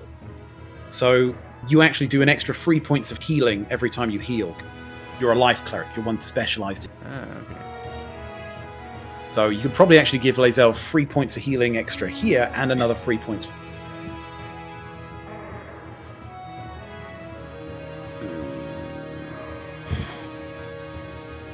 Yeah. Plus the spell's level. Okay, so 3. Yeah, so 5. So what did you roll first of all for this one? Yes. 8. I believe I gave her 5 hit points. So if I add that, so I'm giving her 8. Is that right? Or So 5 plus the 3, so 8, and we didn't add the 3 from the last one, so 11. So yeah. put her up to 30. What's your max HP anyways? 44. 44. So you got a little bit to go there. Too bad. So what am I up Right. to now? Hey? What am I up to now? Well, if you just added the 11 that we talked about, then what are you up to then? 41. So you're up to almost max. Or... Near enough full. Pretty cool. Agree, that's one salvaged soul. You got anything mental? What do you call it? Mental healing. Get rid of this bloody vision of this owl. I can give you guidance, but I don't believe that's on your turn when you have to overcome it. Then I can give you guidance on that. Since I'm now right next to you and I have to touch you to give you guidance. Okay. If that is correct. I believe so. DM Yeah, saying it'd be an anything, action, so- you'd have to touch it. Yeah. Right. Okay. So are you moving any further or are you staying with Lae'zel? I am staying and trying to comfort the. Okay. So, Synth. The owlbear on the other side is going to move up a little bit towards you. And again, it's you can see it's protecting the baby owlbear underneath it. and it screams at you and hammers its feet on the ground to tell you to get away from its mate. Right, so it's going to roll intimidation, which is 15. Roll a wisdom saving throw. Zip. Eagle. After eagle.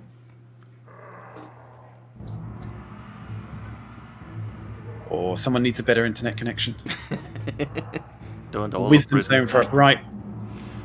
You are battered and bloodied. You have raking claw marks across your chest. You've got what might be a very dashing claw mark across your face. Blood is just dripping on the floor. And seeing this fresh-faced, unbloodied, untouched owlbear to the south of you, you just, your stomach drops and you're like, I'm not dealing with this, as you suffer from the fear condition. If you're trying to attack this, it's at disadvantage. You can't choose to move to. And that is that thing's turn.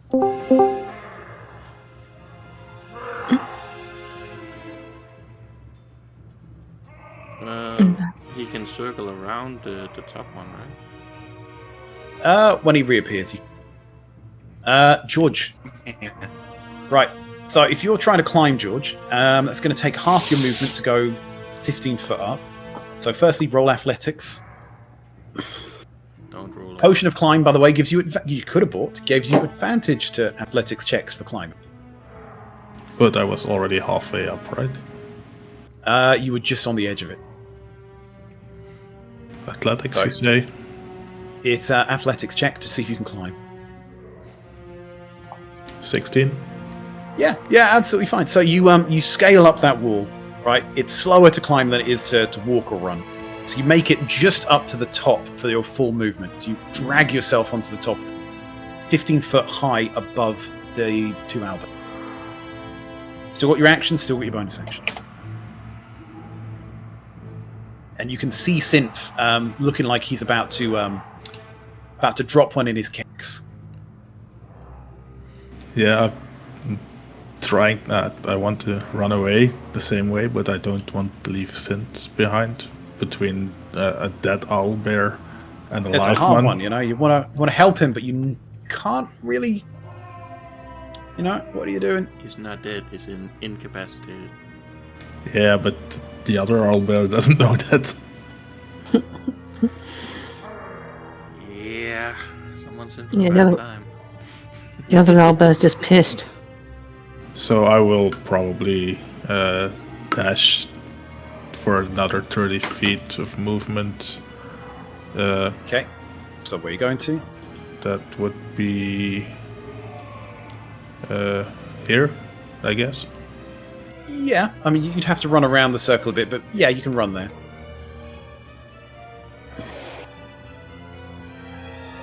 Right, so now, through the power of triangles, right, you cannot see through the earth, you cannot see the owlbear at this point.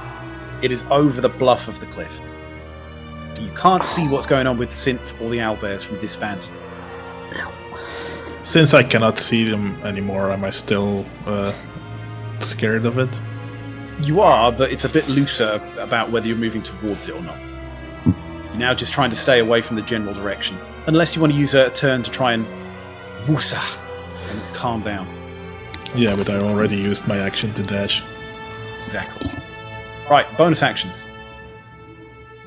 None that I'm going to use. So, end of my turn. Right, baby owlbear. We've got Synth. Synth. You're beaten. Yeah. You're bloodied. You're petrified and scared of the owlbear behind to the south of you. You can see all your friends have abandoned you. You're feeling like this might be it. This might be the way I die. What are you doing?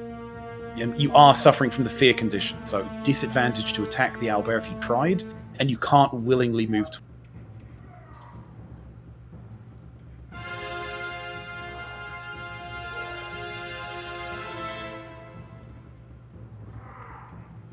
So you would struggle to move inside that.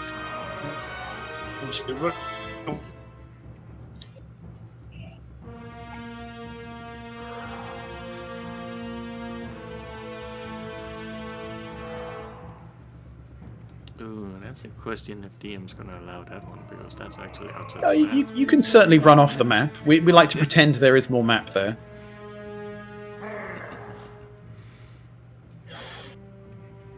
So kind of trying to stay on the edge.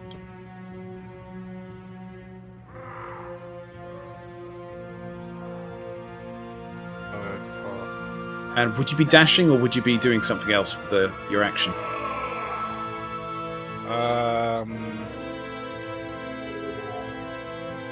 Does dash give me anything apart from It doubles your movement. Then definitely dashing to get away from here very, very quickly. Okay, so where's your 60 foot going to take you?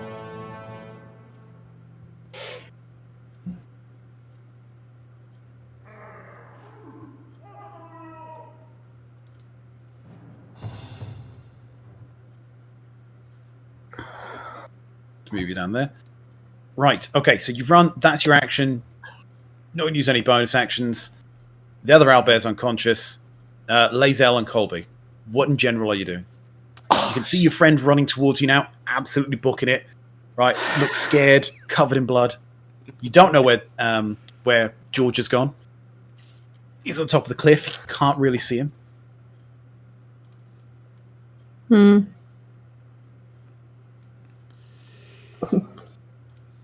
Just checking how far away he is.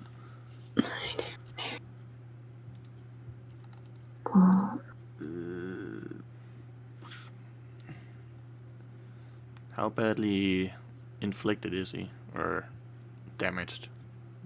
From this distance, you just know he looks bloodied. He looks pretty damn bloodied.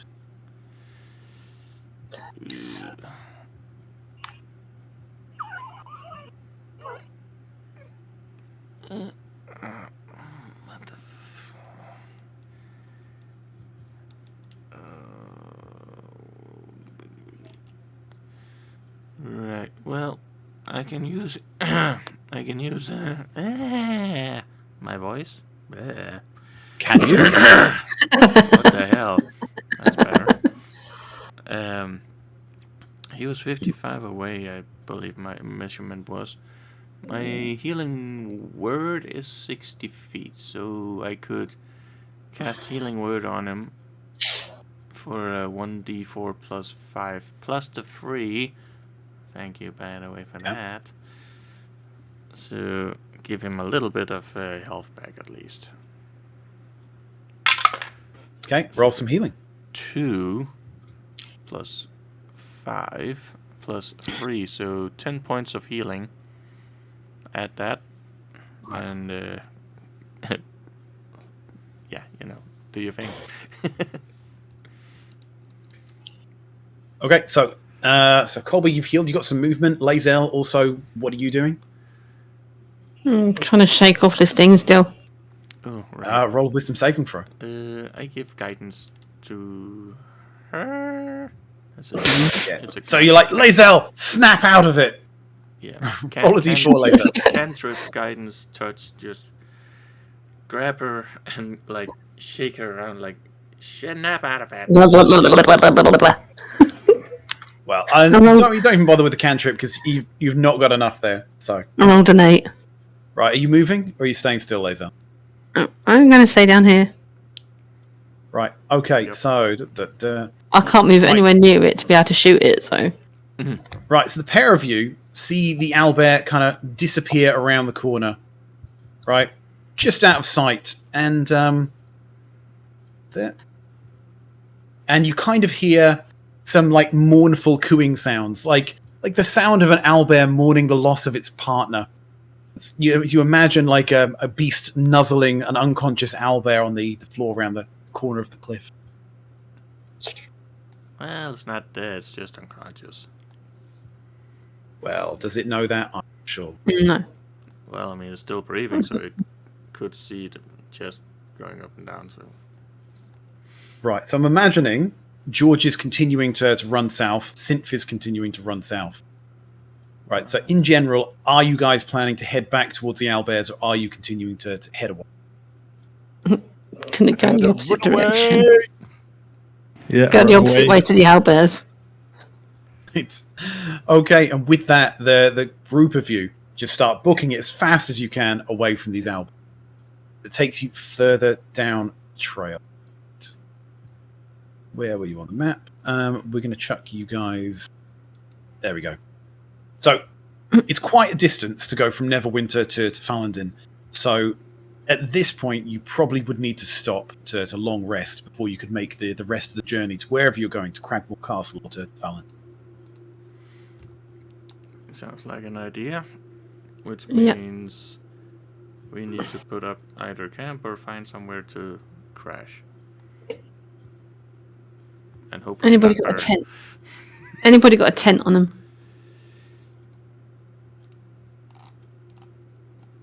I'm quite happy to take first watch. Would this still be considered forest, or is this something else? You're kind of on the open plains at the moment. But I tell you what, because it's easier than for me, I'm just going to chuck you here into... Oh, so there's like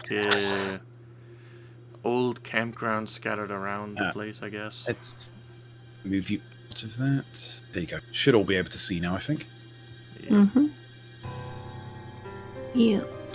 Yeah, the dynamic lighting on this is a bit dodgy. Right. Okay.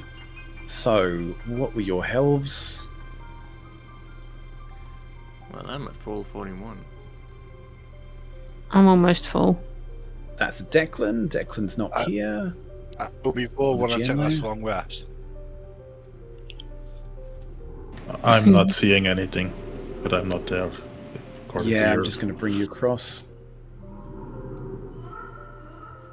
I think it's just Eagle that needs the long rest.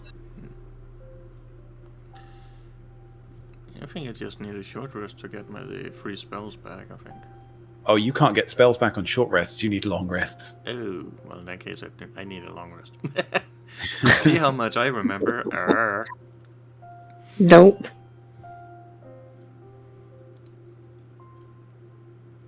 Okay. Right. Lazel, what were you on? What was your health? My health is now on 41. I've made sure mine is correct until I have the long rest. 2 lots of healing. Yeah, what's your maximum? 44. I guess you're free down. Mm-hmm. Right. Okay. So, it's the end of the day. You've spent the whole day going down the trail. You've been attacked by owlbears. You've done a little bit of shopping. And you're trying to settle in for the night. Is there anything as a group you want to achieve? Or maybe discuss between yourselves? No, maybe Lazel and Synth want to discuss how afraid of owlbears they are with George. Yeah, don't read any scary stories, including bears, for fuck's sake. Well, I hope they wore the brown pants today. So I still can't see the campfire except on Twitch, but yeah. Yeah, the lighting layers on this are a bit iffy.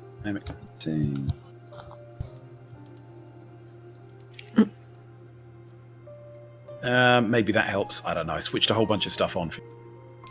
Right. Nope. But yeah. Turn dynamic lighting on.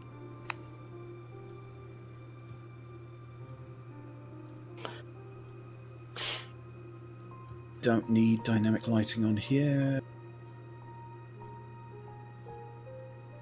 Right. Anyway, I'll fix it later.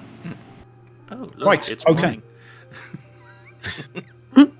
Right. So, guys, do you want to talk about anything? Do you want to achieve anything?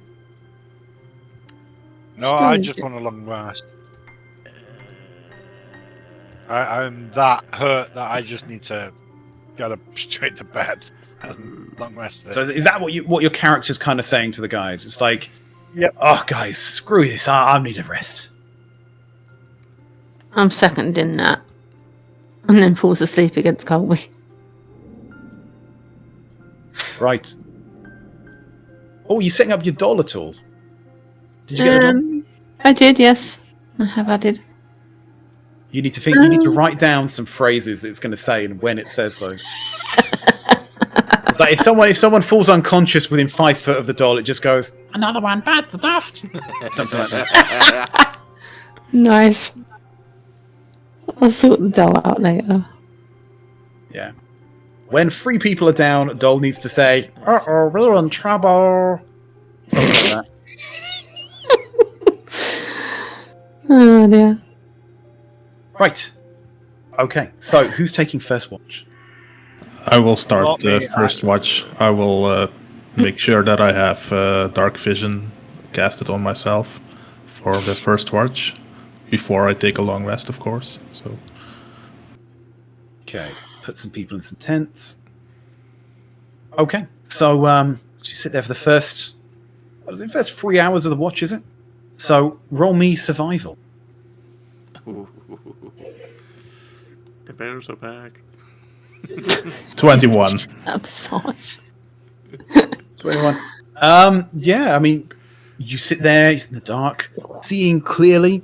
You kind of maybe see an owlbear in the distance, but kind of do a warning call or something. Woohoo, woohoo! To kind of scare it off. But yeah, you generally sit there. Your 3 hours are fairly uneventful. Can I see if I can like shoot a rabbit if I see one going past, just so we have some breakfast in the morning? Yeah. Ooh, do you see a rabbit? Roll survival. Crit one. 11. No, you don't see any rabbits during the night. Damn. No, you don't see any during the night there. Right. Who are you going to wake up to relieve you? Me. Yeah, I will he wake gets up to Lae'zel. choose. I will wake up Lae'zel, and I will... Does Lae'zel have night vision? Or dark vision? I don't think anyone really here has No? any of that. I will cast dark vision on Lae'zel, and then I will take my long rest.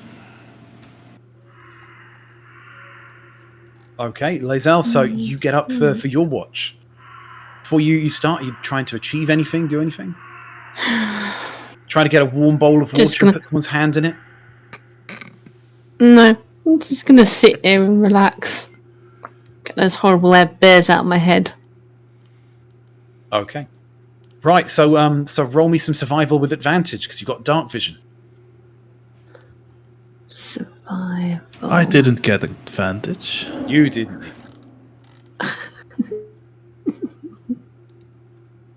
Oh, I've got +4 on it as well. Haha. 20. 20, yeah. With that, yeah, you have a fairly uneventful night. Everything's quiet. You see a few birds. You even see a rabbit run past and just wish you had a bow. But yeah, fairly uneventful evening for you. Okay, so who do you wake up? Colby. Figures. How do you wake Colby up? I shake his tent. Colby, you wake up in a panic as your tent starts shaking around you. What the hell's going on? The owlbears are back. It's your watch, you dummy. Well, owlbears don't. Whatever. Right. Well, I get up and take a look around. Okay, as Lae'zel goes to bed, are you trying to do anything, achieve anything? Well, I don't really have any achievement or such, but Do you want to put Lae'zel's hand in a bowl of warm water? You can try. I figured if we have any bowls, I could use my alchemy jug and produce something from that. Okay, roll me a D100. Ooh. God. I'm assuming you want to produce magical beer, but you can produce any of the other things: acid, oil, normal beer. Oh, beer. It does say I can use an action and name one liquid from the table below to cause the jug to produce it.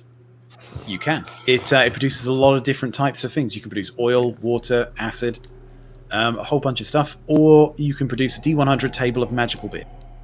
It's entirely up to you. I'll do the D100 just because why not? Let's see what it does. Right, so you get two ales from this list. So roll D100, and what do you get? Well, I got an 80, I believe.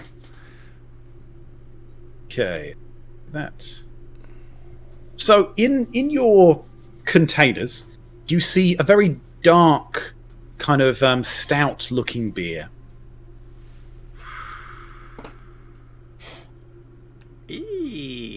There you go. As you smell it, you feel like this would go well with a kebab, with pickles and bacon, maybe. It feels like a very hangover kind of beer. Now I'm getting hungry. So, yeah, but to figure out what it does, you'd have to drink it. Well, I shall try it. Because why not? So you sit there on your watch, and you drink this beer. Right, as you drink it, you feel inspired by the flavors, by this, the combination of sweet and sour and savory all in one. And you gain a +5 to any crafting rolls, as well as a +1 to dexterity. And any person who consumes this drink with the cooking skill gains a +15 to the next meal they craft, ultimately making it delicious and filling. So yeah, you've got, because you're not really crafting anything at the moment, you've got a +1 to dexterity for the day. There actually, there's not even a time limit on this. I'm adding that myself because it just says +1 to dexterity. I was just clicking the button. So that means my +3 goes to a +4 for today. It does. Okay. So that's actually important because that knocks up a whole bunch of your skills by 1, doesn't it? Your stealth goes up. Your your stealth goes up. Your sleight of hand goes up. Your acrobatics go up. Ooh, that's a good question. Now.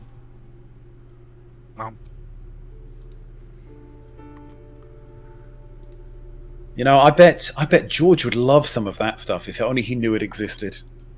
Yeah. Anyone whose dexterity ends on an odd number.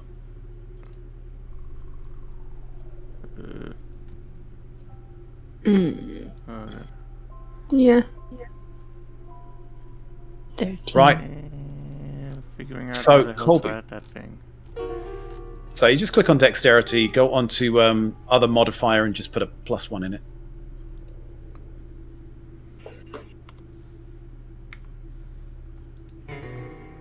Yeah, I thought I did, but it usually just changes the base to 17 instead of 16. I guess I need to add another one then for it to be +4 instead. Yep. Now, if I add 2 to the other modifier, it says now +4 on the dexterity plus thingy. So I'm guessing that's what needs to be done. Either way, right. So roll survival with disadvantage. Oof, disadvantage. Oh, you're not Because you're feeling a bit tipsy with your beer. Yeah, well, it's a good beer, so it's a good trade-off. Well, he says. Roll initiative. That's not so bad. 12 plus survival? Or nature? Yep. Or... Survival. That's a plus. Well, I'll tell you what, 2, you need so... to convince me. Why shouldn't it be survival? To be honest, survival's not too bad for you. No, survival's +2. Nature's +3, so, I mean... I don't know. Right. It just is. So 14. Either way, that should be a is the 14. lowest. Yeah, no, even with feeling a bit tipsy, feeling a bit distracted by your beer, and feeling inspired to try and carve something out of wood, right? Yeah, nothing particularly happened to you. It's a very uneventful night all round. So as the group of you wake up in the morning light, you see Colby there, kind of sitting down with a knife in his hand, just whittling away a little sculpture made of wood as he feels inspired. Looks like a little horse, looking valiant, successful. Yeah. On that note, can we have a bio break? Yeah, I think we've been going for 2 hours. We can have a bio break. You're gonna get in. Right, who wants to put up the transition screen? Yeah, 1 second. Bio break. Be right back. Yabi?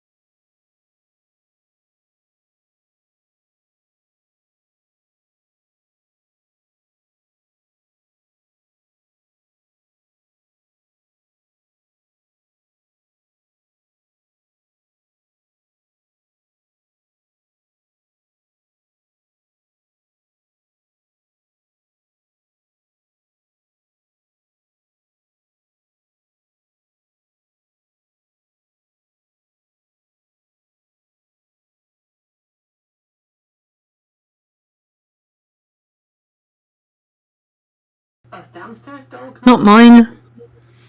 Downstairs dog. Yeah. Better than upstairs dog. Down boy.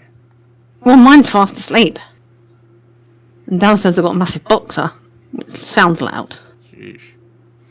Well, Pupper. we got Yeah. an eagle back, and we are back online. Eagle. So Yep. In today's episode of Phandelver, our plucky heroes find ourselves at the crossroad between Cragmore Castle and Phandelver. Which way will they go? Find out after these ads. What are you doing, guys? well, I believe our main objective was Cragmore Castle. Yeah. So, and since we're all healed up and stuff, I figure we go. We're going Would we go and rescue someone? Do you remember who, though? Oh, crap. Someone must have written this down. Don't look at me. You think? Who's the damn person that hired you? Gundren Rockseeker. Gundren. See? Gundren Rockseeker. He's been captured by the Cragmore, what'd you say? The Cragmore goblins? Hobgoblins? King Groll? That's it. Yeah. He's been captured by King Groll, whose base of operations is Cragmore Castle. You would know this having spoken to Dobby. You know that Cragmore Castle is not of a goblin construction, but it is an abandoned castle there. So I tell you what, are you heading towards Cragmore? Yep. I assume Right, let's just do a quick roll. You are good. So let's move you to a green. Right, let me just try and sort out people's health. Okay, Zell should 44. Dave. George should be 4. Yeah, no, mine says 27 to 31. I'm just sorting them out right now. I think it everyone's says sorted. 41. Right, if anyone's health is wrong or AC, just let me know. Okay, so, where are we at? Okay, so you find yourselves approaching Cragmore Castle. Now, you know a bit of this because you spoke to Dobby. So you would know that the Cragmore tribe consists of a marauding band of goblinoids, rival bands of goblinoids, actually, scattered throughout the area. Right, you know that the chieftain in occupation of Cragmore Castle, begrudgingly recognised by the others as supreme, is King Groll, Cragmore Castle. Now, Cragmore is not of goblin construction, nor is that the structure's original name. Raised by a talented wizard, a noble of old Farlam. Yeah, you wouldn't probably know that. You know that it's not of goblin construction. It is a stronghold that they are occupying. It consists of overlapping towers. However, the high levels, the ones above ground level, have long since collapsed into heaps of crumbling masonry. Only the ground floor is still sound and habitable. Right. Look.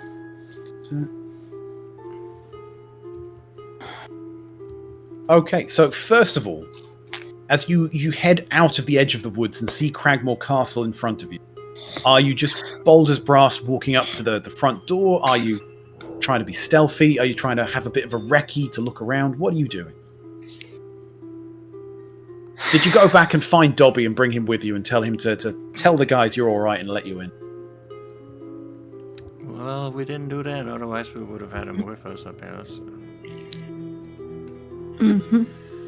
I would try to stealthily walk to the edge of the castle, not in sight of whatever arrow slits or arrow holes that they have. So you're going to have a recce around the castle from a distance, or you're going to get right up against the walls and try and look into windows? I will go directly against the wall, but not in front of one of those looking holes that castles most of the times have. Right, so we're pretending everyone else is still at the forest edge. Right, so firstly, roll stealth to see if you can get to the castle without being...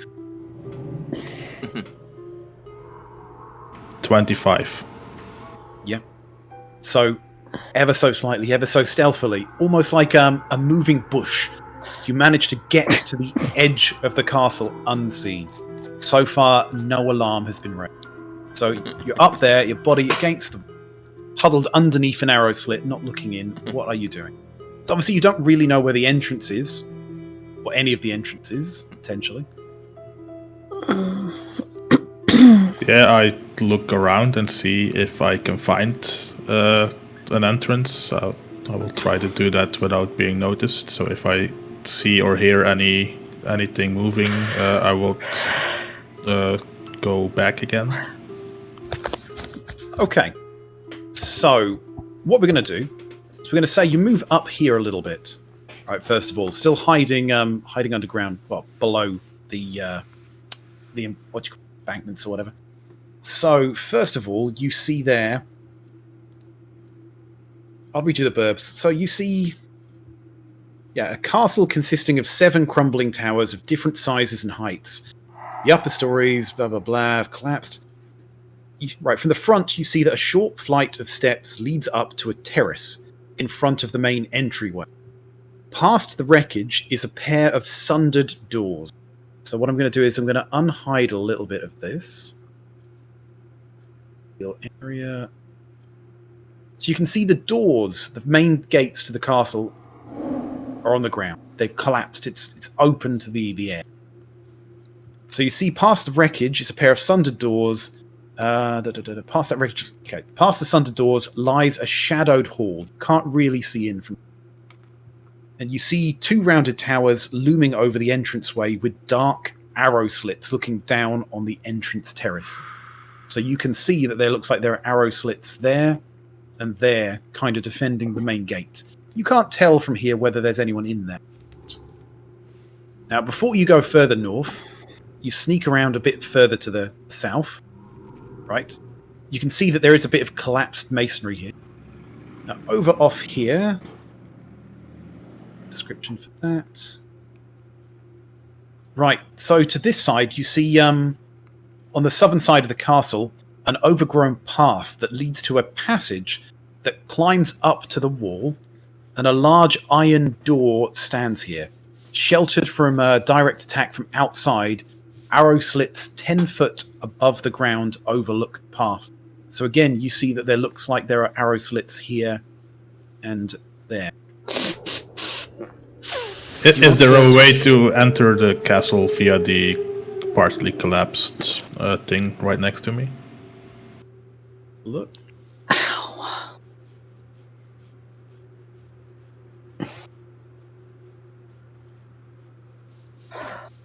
Not from there. It's a pile of rubble, but it's a high pile of rubble.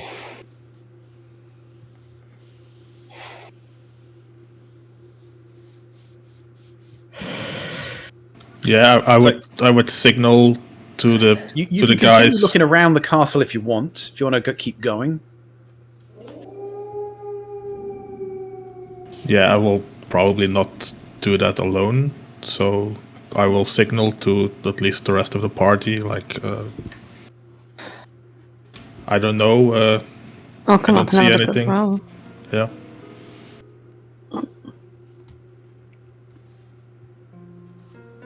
Right, so Lae'zel, you're trying to stealthily get up there. Mm-hmm. Yep.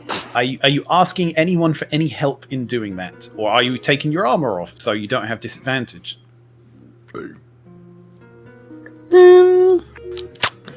I'll take my armor off. I'm risking it. Okay, so you spend 10 minutes taking your armor off, take 10 minutes to put it back on again. And you try and put it in your backpack, let's say, and you try and get to George. So roll stealth, but not at disadvantage. Is anyone guiding her? I will give her guidance. 21, not 20. At 20, crit success. Right, George, as you're looking around, someone taps you on the shoulder. You completely didn't hear them come, and you turn around, prepared to almost stab the person in front. And the weirdest sight you see Lae'zel, but without any armor on, and suddenly you realise that as a Githyanki, she actually, her proportions are a bit different to humans. I'm going to see if I can find this. God. Oh, where's a good naked Githyanki when you need it? Oh, really? Safe. Well, you're not naked, but I'm just trying to find. Here we go. Looking for the anatomical display. There we go. So let's try that. Jesus. Save. Hope that this is Twitch safe. Drop the image. Soon find out. Resize.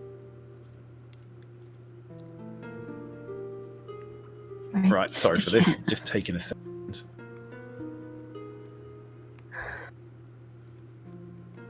Save that. Right, let's see if we can get a Githyanki on it. Boom.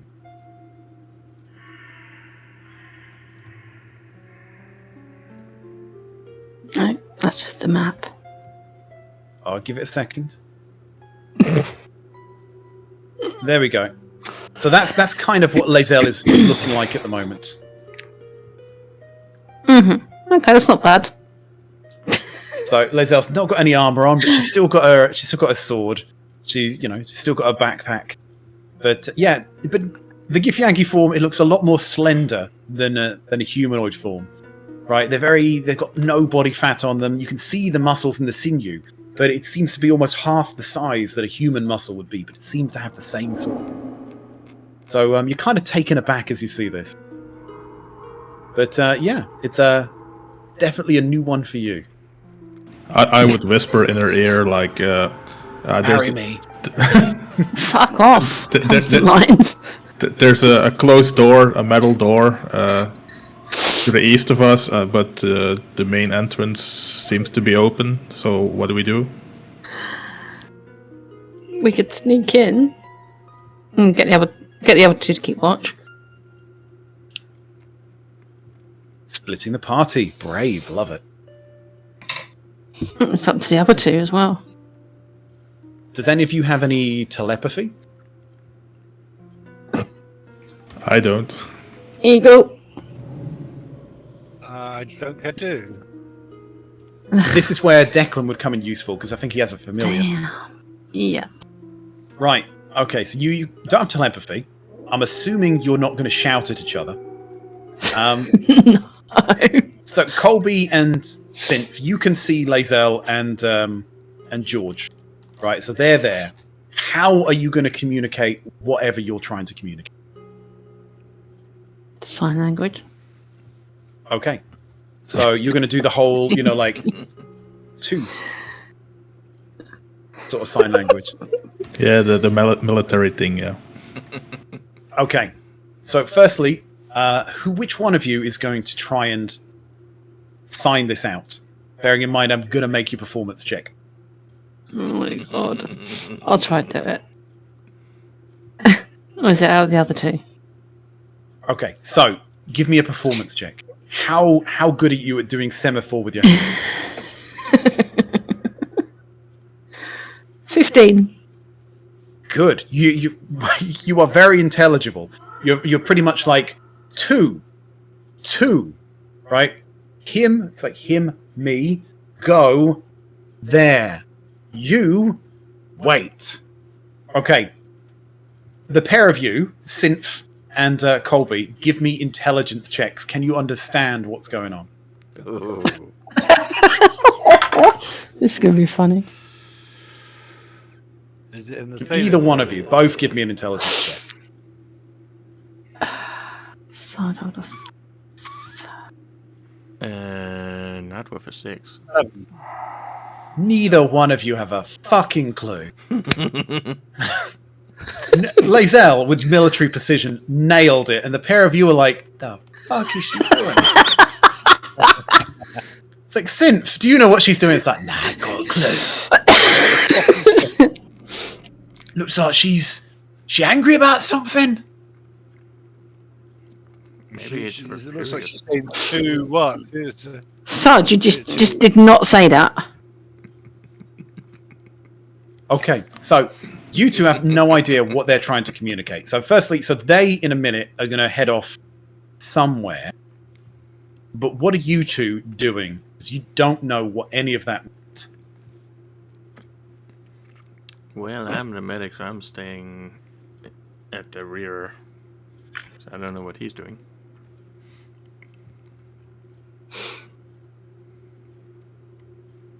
Symph, what are you doing? Your friends have gone up there. You see them waving at you. What are you doing? As I have no idea what she was saying, I don't know what to do. Yep, so you're going to have to default to what would your character do? Is he going to go up and help them? Is he going to chat to them? Is he going to say sod this and go home? Yeah,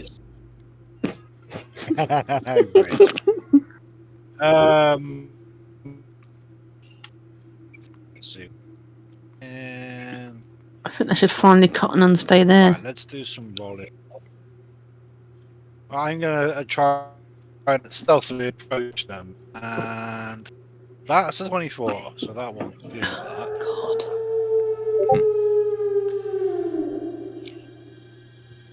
Well, if I see him trying to go up to them stealthily, and I will just follow through and try stealthily to follow. Because why not? Right, so you're heading up. Right, it's like they're waving at us. Let's go. So you're both going. So one of you is at disadvantage, but you're trying to be stealthy, so you can guide yourself if you want to try that. Right, disadvantage. I gotta roll 2 of them. Well, that's not so bad. 19 is the lowest. So Colby manages to stealthily trot up. What about Sin? Mine was at 24 for my stealth. So by some sheer miracle, all of you are now find yourself up against the wall. Right, so Lazel, you do your perfect "we're going here, you stay there" mode. And the pair of them kind of give you a thumbs up and come over and see you. I told you to stay over there, you nitwits.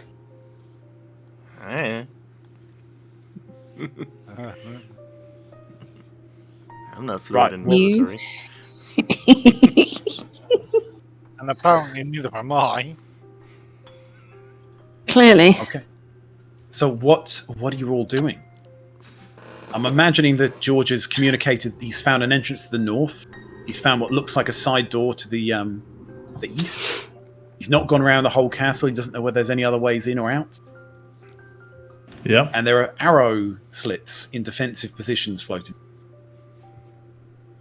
Are these arrow slits low enough for us to look into, or?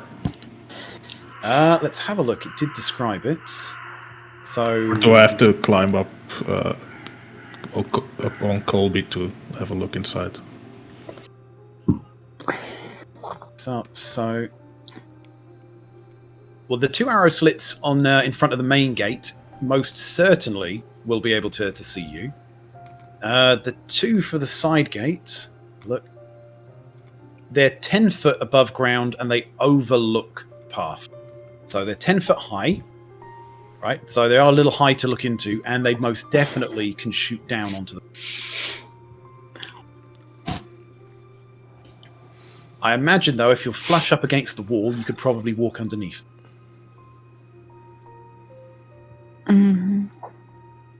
Well, I don't see a way for us to open the metal door, so I would think the open front door is the good way to go.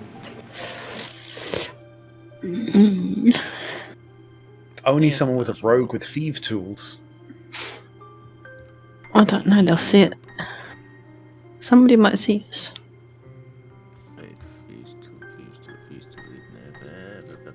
I do not have thief tools, at least not in this character. No, big up blacksmith, not thieves. Painful when that happens, isn't it? Yeah.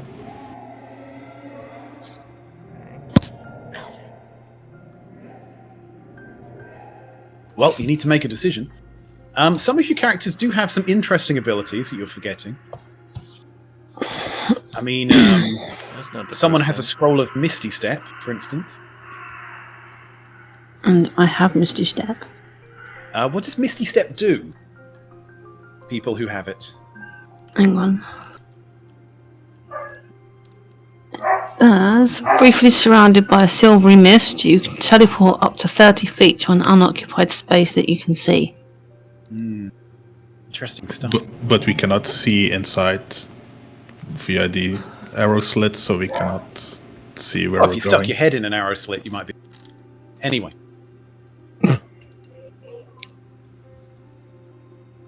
You need to make some decisions, guys.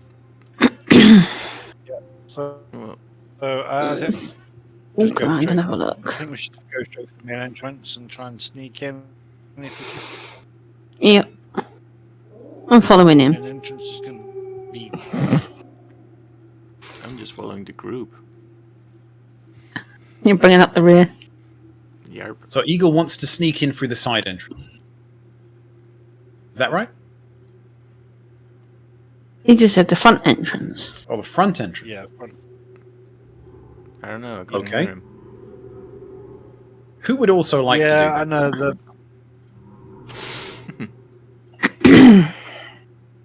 I'll go around with him. Yeah, we're all going to the front entrance, I guess. Right. Okay. But if we get seen, I'll blame him. So I will keep an eye at the arrow opening in the north that's overlooking us, and if I see any movement, I will shoot an arrow at it, or in it, or whatever is on the other side. Okay, so can you all move up to the just behind the dais or the raised platform?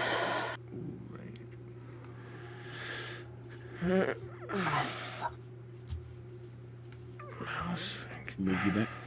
Right. So you can see 2 arrow slits. You assume that there are people watching. You can't see. So, what are you doing? Is one of you going to try and go in? Are all of you going to try and go in? Are you going to be like JJ and just walk up and go, "Oh, my goblin friend, why don't you talk to me? And I'd like to see your leader. I've got some goods for him, some goblin perfume." None of you have any charisma, by the way. No, I can try and sneak in. Right, you don't have any armor. You can certainly try. Yeah. So you want it? So is everyone else up for Lae'zel trying to sneak in on her own first? A better her than me.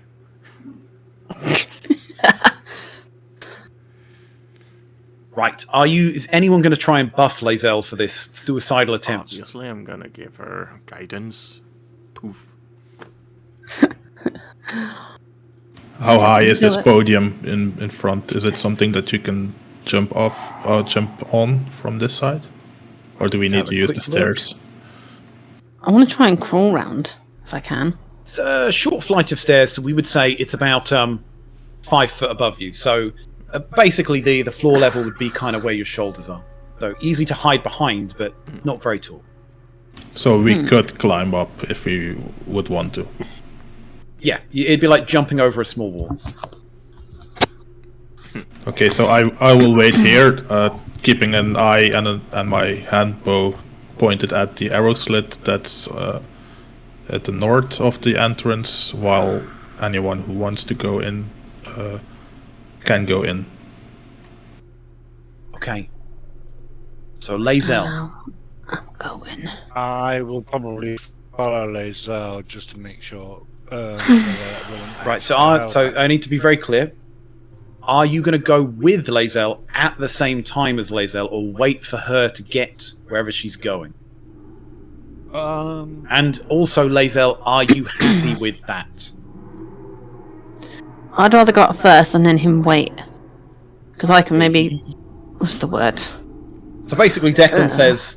Not Declan. Simp says, Lae'zel, I'll come with you. And you're like, fuck off. Yeah. If I signal down that it's okay, then yeah, you can come up. But till I do, then you can't. And Until then, enjoy the view of my ass going that way. And again, Colby, because you have agency, not Colby, Synth, because you have agency, are you going to listen to her or are you going to do your own? Oh, fuck's sake.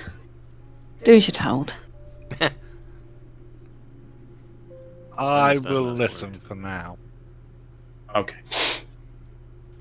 Oh, wow, is he actually staying there? My God. The Lazel. Get all fours. Quiet as a mouse. Can you sneak under here without being seen?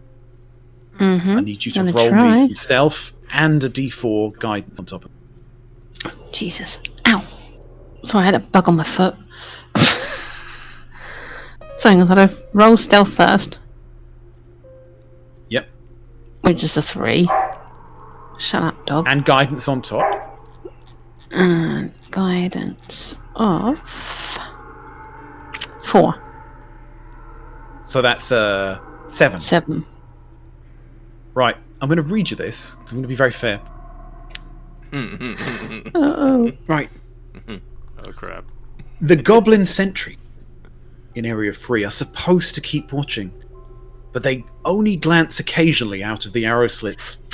So characters who move quietly might be able to creep past them. Right? So you've got your stealth check against his wisdom check. Oh, So God. the 7 may still do it, I'm rolling that one. but let's find this. So what is his wisdom? Goblins aren't very wise. I think this will actually roll it in the open. Let's have a look. Come on, It roll was the a- 1. You were not very stealthy. You basically just like, I need no stealth. You basically just walked in there bold as brass, but no one was actually looking at that moment. you find yourself just inside. So let me just do a bit of reveal area. Right, just double check something. Yeah. Reveal.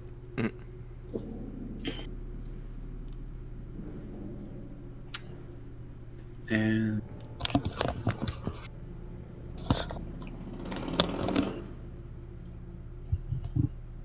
probably get you to about that. Yeah. So, as you pass through the doors, right? So the blurb here is doors stand close to the north and closed to the north and to the south, with a crumbling mound of dirt. Crumbling mound of rubble partially obscuring the southern hall. To the east is a broad corridor that ends in 2 more doors leading south and east. The corridor is cluttered with a dusty rubble and fallen plaster from a partial collapse of the ceiling overhead. So far, you've got in through the main entrance. No alarm has been raised, because the doors to the north of you, the south of you, the east. Do you wait for your friends? Do you explore further? You could take a wild guess. You could take a wild guess that the door here and the door here, ping that, might somehow connect to the 2 arrow slits. But you've no idea what is behind those. No. I'd rather wait for some of the rest of them to come up. And then So you're not going to try and defang the arrow slit. Try and wait for your friends. Mm-hmm. Synth, I believe you expressed a desire to follow Lazel. I did. Is anyone helping Synth? I will give guidance, as usual. Synth, roll me some stealth. Oh, wait, I got this.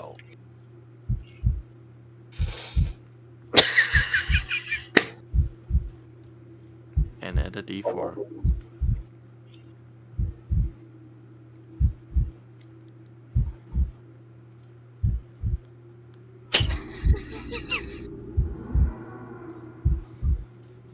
Right, and it's in opposition to a wisdom saving throw. So you could still be fucked in the A. Right? So goblins not very wise. And they're not very diligent with looking through these holes. Roll. That was 13. Oh, I'm going to have to look this up. Right. 13 versus 13. Oh boy.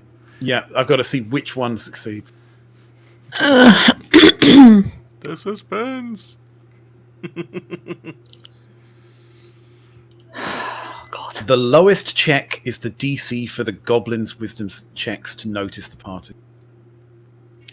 Yeah, you had to match his DC. Synth, as you crawl up there, you have been spotted. And I'm just gonna... Oh, God. That's not Synth. Yeah, sorry. Good spot, Derp. Right, so what I'm going to do is a little bit of reveal. That reminds me a bit of damn it, what's his name?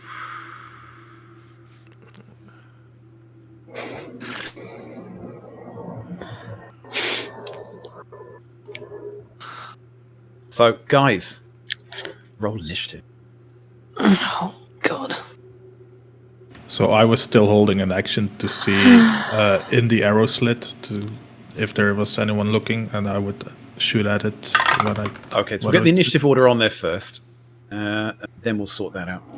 Oh, 16.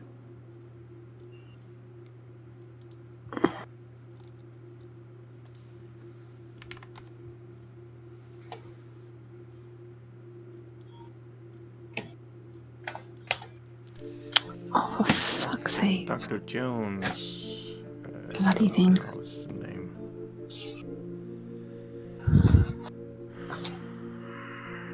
Ouch.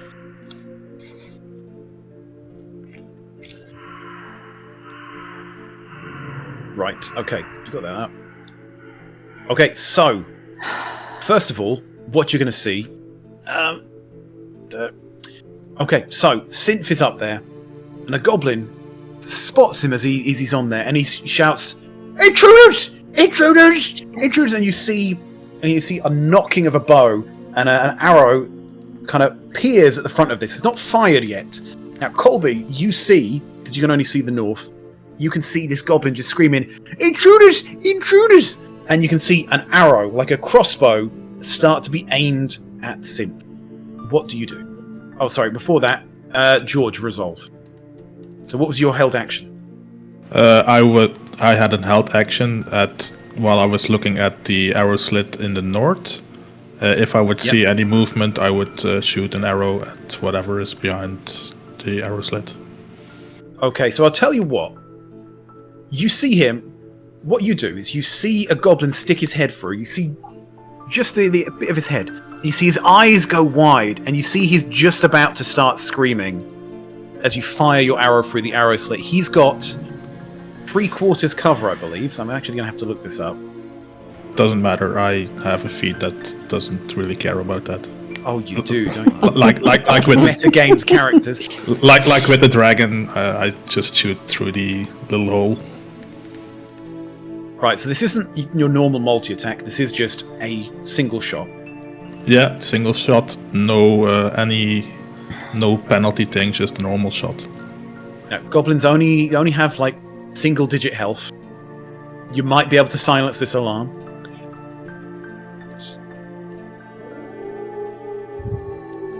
$12 to hit. It's got a hit. That isn't gonna hit. Oh, damn. As you fire through the slit, and the arrow just buries itself behind the goblin. Exactly what we said happens. He starts screaming, "Intruders! Intruders!" As he knocks his arrow. Colby, you can see he's about to fire in Simp's direction. What do? You see this arrow just above his head. The swing of a miss from George. I pull out the crossbow and shoot one at the goblin's face. Right.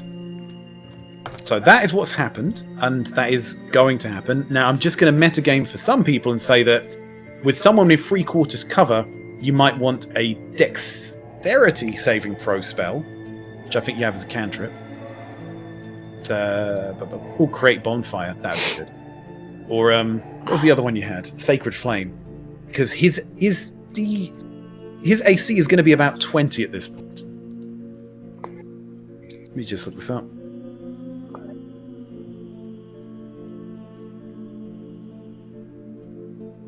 Okay, cover. Right, he's got 3/4 cover. So he's got an arrow slit in front of him. So literally his entire body is covered. Only his head, a thin slit, can be seen.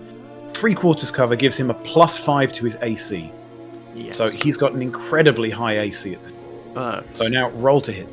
I have fighting initiate archery +2 bonus to attack rolls with ranged weapons. So my attacks are actually +9 to hit. So are mine and still missed. So I mean, I got a pretty good chance. Just saying. You would think roll to hit.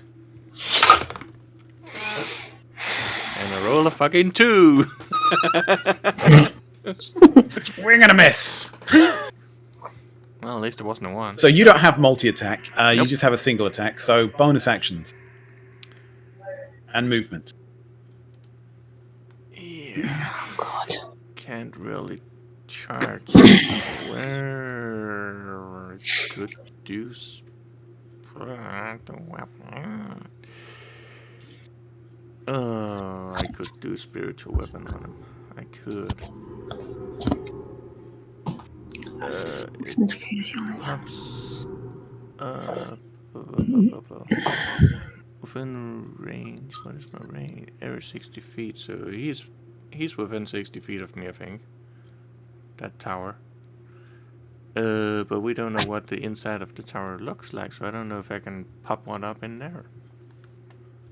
So what are you trying to do with your bonus action? I was looking to see if I could use my spiritual weapon and have it pop up inside the tower. If there's an unoccupied space in there, it can certainly pop up. Well, then, yeah. Right, so you're casting I it? believe that is what I'm going to do, but just looking. No So, difference on tier 1s or 2s on the spiritual weapon, so it'll just be a second level because it's the same damage on first and second anyway, so yeah. Spiritual weapon, second level, but it's the first level spiritual weapon, so yep. Yeah. So just to not metagame, I'm not revealing the inside of the room, but I'm just putting it next to the goblin so you can see it's there. Obviously. You can attack with it as well. That is what I plan to do. And a 11 plus 5, so 16 to hit. That's going to hit. Yay, that means I get to roll damage. D8 plus 2. So 6 total damage. Oof, that goblin's looking bloodied. Yeah, I know. I have a lot of health, these goblins. Right, so it's goblin's turn. As you'd imagine, they're gonna fire their short bows at Colby. Bang, and the second one, bang. You sure? Okay, so that's a 15 and a 12. Colby. Not Colby. That's one. Synth, they're going to fire at. 15 and a 12. Both. Okay. So you see these arrows fly past you, but both of them miss. Right. What's there? So, if you give me a second.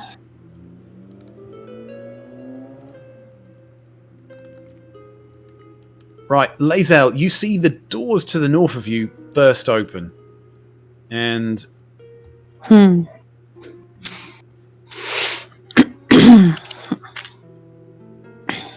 you see 4 hobgoblins come flying out.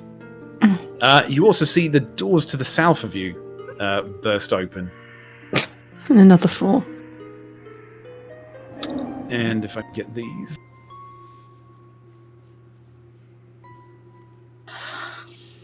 and you see 3 hobgoblins flying out. Whoa. Oh crap! One in front of me. Oh, sorry, 3 bugbears. They are bugbears. In fact, I've done the bugbears out of order, but it doesn't matter so much. So, hobgoblins. There we are. Bring them up. Do they have ranged? They do. So, Lae'zel, you have 4 ranged attacks flying against you. So, 1, 2, 3, 4. Right, we got a 16, a 7, a 9, and a 20. Now, you haven't got any armor on, so your AC is 11. So 2 of those are going to hit for 4 piercing damage and 2 piercing damage. So 6 points of piercing damage on Lae'zel. Oops. That, okay. Right, the bugbears are actually a little out of order, so they're going to move there, but they're not actually going to attack until after George's turn. George, what you doing? So you can't really see what's happening to Lae'zel. You can maybe hear the sound of footsteps, and you can see arrows going flying towards Synth. Yeah, so at this moment I've only seen the one goblin in the arrow thing. So I will shoot the crossbow again towards them. I don't think I need the penalty thing. Right, roll to hit.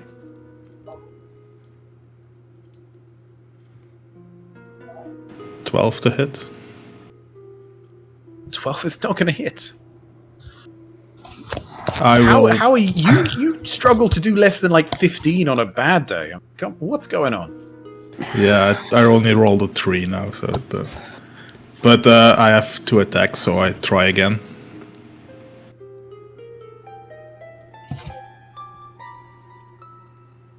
$21 to hit. That should hit.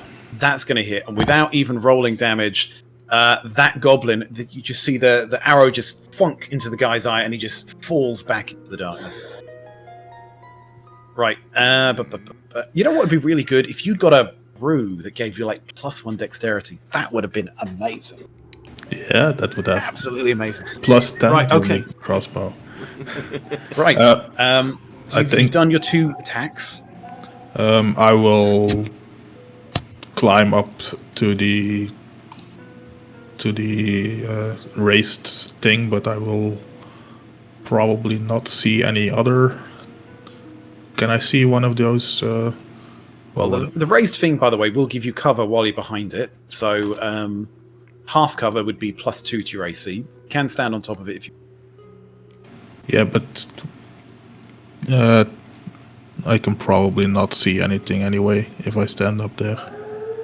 Okay, if you were to move to here, you wouldn't be able to see in that arrow slit to the right of you, and you probably, let's have a look. No, you don't really have a line of sight. You maybe have a line of sight on that guy there. That, or use a holy hand grenade and just in through. Well, he's got a bonus action, is what he's thinking of. It's like, yeah, if I do a bonus action, do I fire something again. So if I stand here, I can maybe shoot at you can see that one guy. Yeah, okay, I will. Shoot him. Yeah, bonus action, crossbow. I will shoot him without the penalty thing. Okay, you can try. I can't. Critical fail. Okay. So only 10 to hit. Right, that's a crossbow. Not yeah. Just 1 second.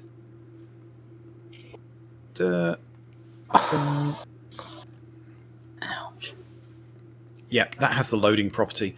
Yeah, so with that, your crossbow bolt jams in the mechanism.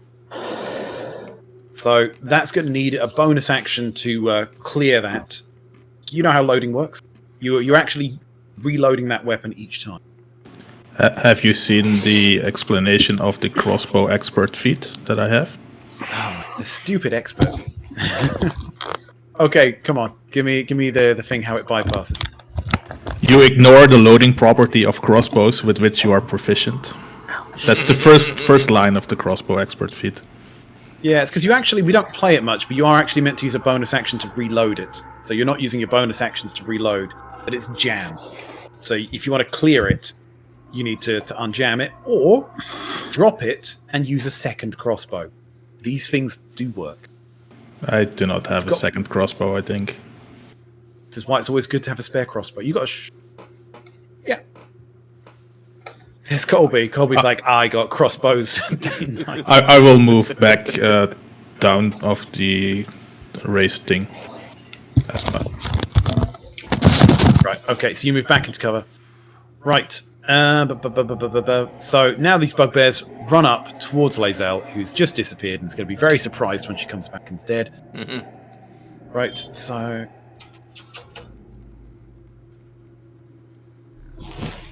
Find bugbear.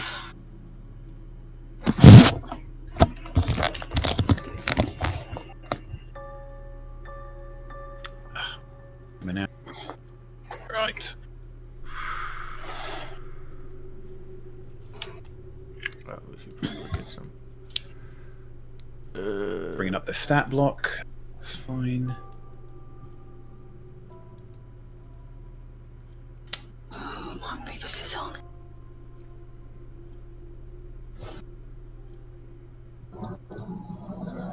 Yeah.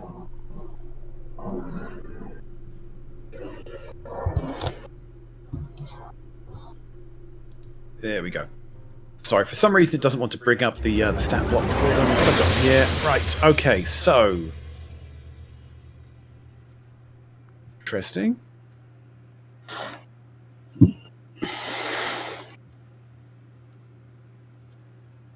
Okay, right. Okay, so it's got Morningstar hits. So we've got 2 of them with Morningstars against Lae'zel. Oh, and that is... What is the plus on that? That is a 9, so that's going to miss. And we've got a 11, which hits because Lae'zel doesn't have any armor on. So that's... 2. Not having armor is a killer, isn't it? I'll come back on in a minute. You can try. So that's plus that is 14 points of bludgeoning damage. Oh, that's too low. Okay, and it doesn't get multi-attack, but the one behind it is going to throw a javelin. Let's see if it can hit you. Misses. Yeah, that's a 14. That's definitely going to hit. Right, and that is... Okay, plus... Yep. So that is 8 points of piercing damage. Right. And that takes us down to Synth. So Synth, having set off the alarm and feeling quite guilty about it, you seem to have suffered none of the consequences so far. Now, you can see that your friend George has taken out one of the goblins to the north. There is arrows coming from the south, but you would struggle to kill someone through that arrow slit. And you can see Lae'zel is just being absolutely annihilated by all and sundry. What are you doing? Okay, so I'm going to do my crimson right. Right, so take your rapier out. Grab it with your hand, pull it through, and your blood sets the blade alight with lightning as it crackles around you. This one. Are you charging? Let's see what charge it does. Let me roll damage. Plus 5 damage is what it does. Oh. 4 damage I take. So 1d6 for your damage. Yep. Did that. Okay, Wow. so not too... Right, are you charging? Yes, I will. Okay, so I'm going to say at the very least you're charging to there. And then it's up to you whether you're moving further potential opportunity attack or round. But you're charging at least that far.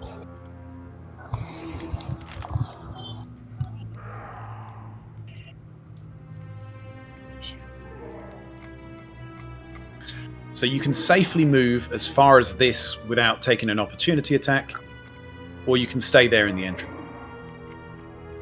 I will stay here in the entry and attack. Well, Okay, so your well, first attack.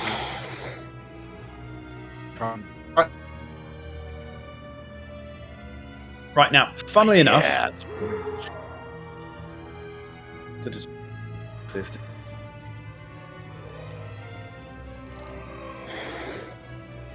now charge is a bonus action.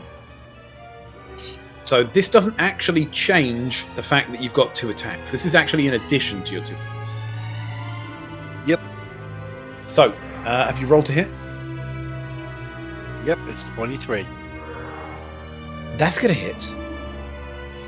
Roll me some damage.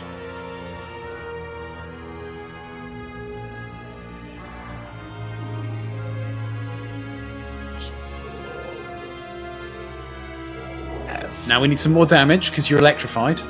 And plus 5 to that, so that's 17 plus 1d6.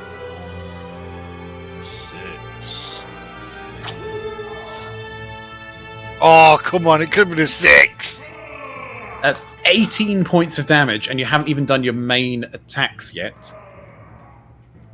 Right, so you run up. You're just basically doing your, oh, fuck this, orc stealth, and you just run up and you just stab this bugbear in the chest as he just starts spinning with the lightning. And that's just your bonus action. And before you even pulled the sword out, the bugbear is looking damn bloodied. He's almost looking like he's going to fall over. What are you doing for your actual attack? I'm going to hit it again for the rapier. Well, why the hell not? Right, roll to hit. Oh, that one's not going to hit. Shame. It's 11. I don't think that is going to hit. No, it's definitely not going to hit. Right, so roll again for your second attack.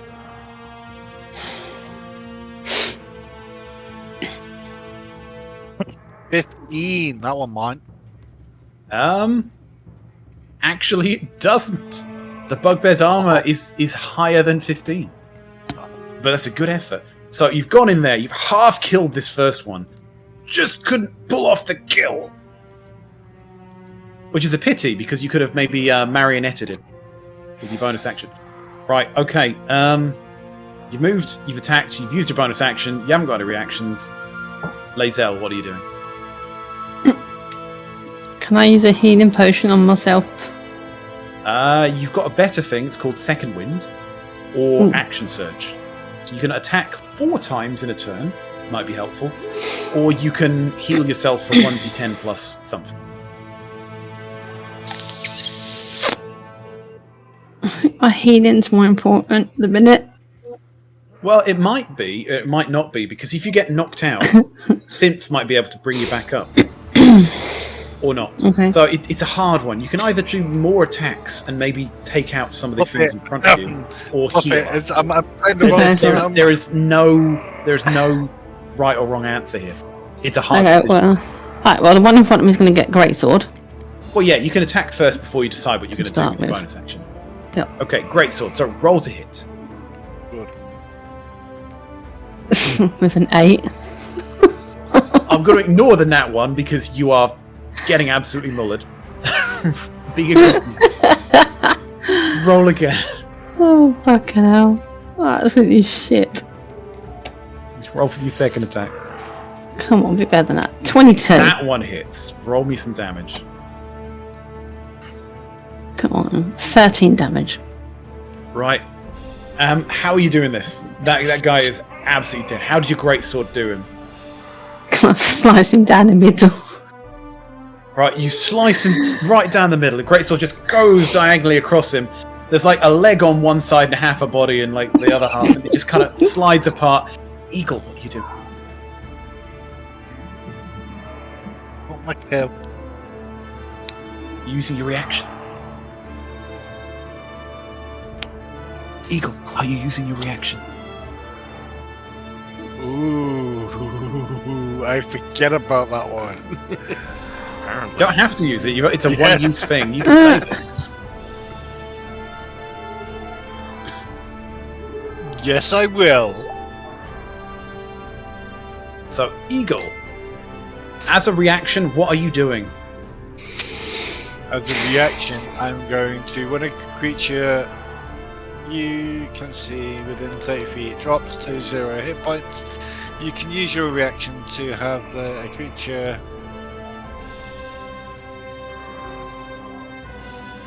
make one weapon attack against a target of your choice within range. Now, you can add +3 to that if you amplify it, but you'll take damage. It's up to you. It's +3 to hit. Or just do a normal d20 roll. It says if I Trust me, amplify, you amplify take damage, but you're more likely. It's a choice you have bonus, to make. bonus to attack roll. What's the damage on the amplify? I'm pretty sure at this point it's a d6. I'll You don't have to amplify do it. I'll amplify because it gives. Okay, so roll a d6 first. What have you taken your health down to? I'm not complaining at that one. So that's fine. So definitely very lucky. Okay, so which bugbear are you attacking? The one to the south? The one behind it? Or are you attacking Lae'zel because you're a mean bastard? No, I'm going to attack the one. I will ping it. Okay, so roll me a d20 plus. It would be +4. It's now +7.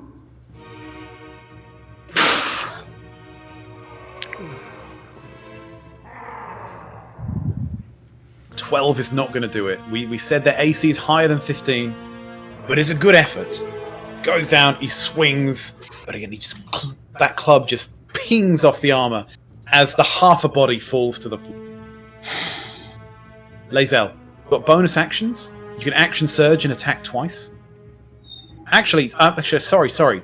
You've only attacked once yet. You have 2 attacks with your attack action. Who are you attacking with the second one? I'm gonna hit the one in front of me. Actually, no. One to the south, right? One to the south, sorry. Not one in front. Okay, roll to hit.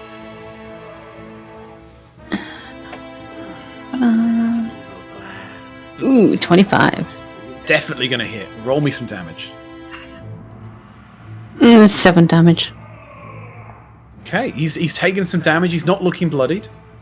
So now you need to decide, are you going to heal yourself up, or are you going to do another 2 attacks? I want to heal myself up. Okay, But tell me can how much I- you heal. Hmm? Tell me how much you heal for second wind. Oh, God, hang on. I'll find it. Where's it gone? Action. Snake. Second Yeah, wind. I'm trying. 1d10 plus 5 HP. Roll it. D10 plus 5.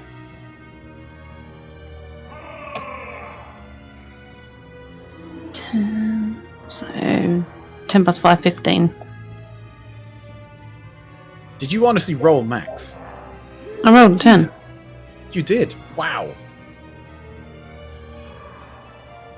That's taking you up to like 75% of your health. That's a big hit. Good. Right, Sweet. okay, so Right. you've done your action. You've done your bonus action. Don't have Yeah. a reaction at this point. You can move. Might be a bad idea, but feel free to do it. No, but I'd like to move out of the main entrance and put my armor back on, please. Armor takes 6 minutes to put on. That is That's fine. That is 60 turns of fine. combat. That's cool. I'd rather stick it back on because then I've got. Yeah, but There's it's chance 60 to get- turns of combat, so you would be out of combat for the entire combat. And if Okay. everyone died, they would then come and kill you. I'm just going to say, my first ever character that I lost. It was a cleric, very hard to kill, and they took their armor off once for thematic reasons, and yeah, they did die. Mm-hmm. It's that, yeah. That fills me with confidence. Not. I know, right? If only, you know, Colby had like that armor of faith that gave you +2, or if someone could just give you a shield for another +2, and you could switch to heal. I've got a shield. Do you though? Can't see it.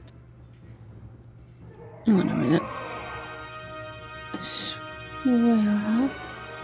Oh no, I've taken my armor off, haven't I? Because I've got a shield with that. I don't think you've got a shield, because your greatsword is a two-handed weapon. Okay. But if you did have a shield, you could still hold that, and that would give you +2 AC. Yeah. Anyway, so are you moving? You're very likely to take damage, or are you still... I might as well stay where I am. Okay, so Colby, what do you...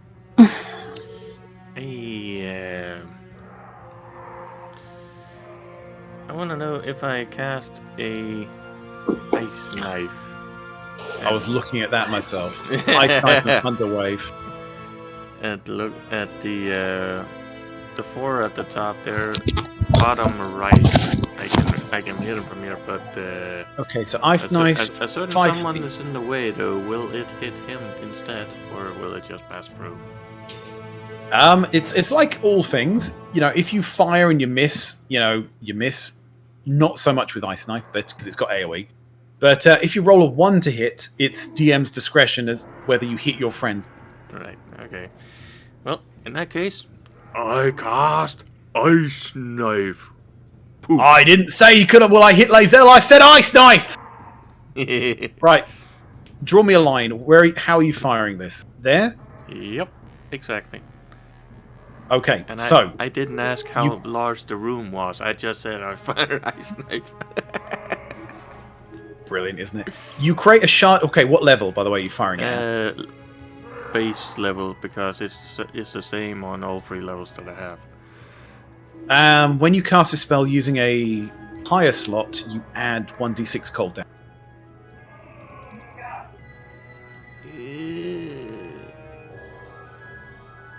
And that's going to be to the splash damage. So the bait, you will do 1d10 on a hit, but the splash, which right now is 2d6, the splash becomes is 2d6, 3d6. and it doesn't change if I go up from level 1 to level 2 to level 3. Trust me, it says when you cast this spell using a second level or higher, the cold damage, which is the splash, increases by 1d6 each level. So you can make that 3d6 if you want. I could actually make that 4d6 in theory. Because it says 1d6 per each. So you need to decide how badly is Lae'zel in trouble. Yeah, I'm just gonna do it on level 1. Just to make sure that it hopefully works. Okay, so not ice too bad. knife on that person that we discussed. Okay, so ranged spell attack. Yes, it is. So that would be an additional +2 to hit. So you get +5 top on your of the spell +5, attacks. yeah. So that would be +7 to hit it, actually. And a 19. Hello. Okay, so 19, definitely going to hit. So first things first. What is the main damage? On hit, the target takes 1d10 piercing damage. So give me the d10. So assuming I roll a d10. 3. Hit or miss, the shard then explodes. The target and each creature within 5 feet of it, that means all 4 of them, must succeed on a dex saving throw or take 2d6 cold damage. Right, okay, so we'll do this one by one. So top left going down, fail, succeed, fail, succeed. So just mark them off. So the 2 on the left. So it's going to be this guy and this guy fail. Okay. Right. Let's succeed. Okay, so the two that succeed don't take any damage. Right, so roll me 2d6, and they'll both take that amount of damage.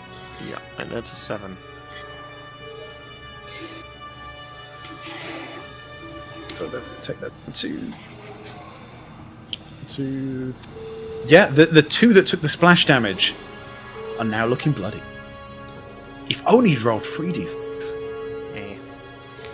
I have more shots. 4d6. Uh, Okay, Colby, bonus actions. You've got a spiritual weapon that's in a room. But I can't see what it's doing or anything, so I can't really do anything with it. Right, and what does it say we need to do? I don't think I spiritual can, weapon. I don't think I can bring it out through the wall.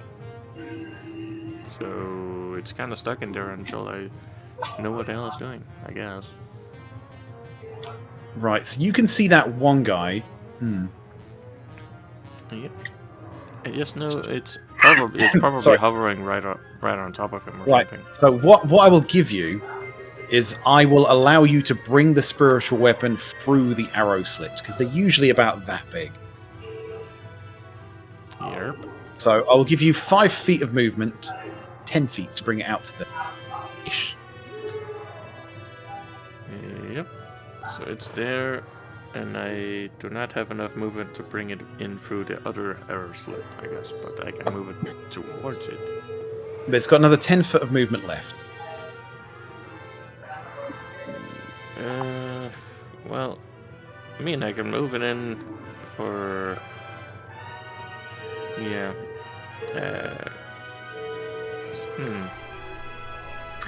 Right. Now remember, Yeah. you can see what you can see, so you don't really see these Right. 3 people here. Yeah. You certainly see the one you hit. And you Yep. I figure if I move it here and then use it to attack whichever I can see from there, which would be that guy. Yep. You can certainly do that.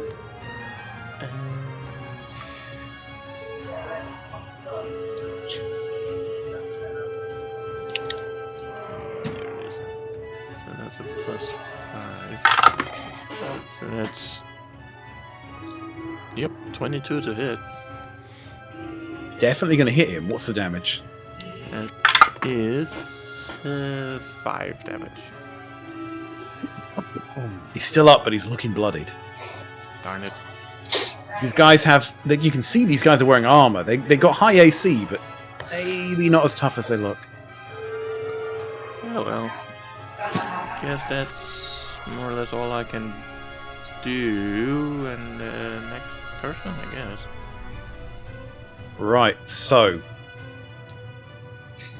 Okay, so this goblin who's looking through the slit, he's going to hold an action because he can't see anyone. He's going to fire at the first person that tries to walk past him.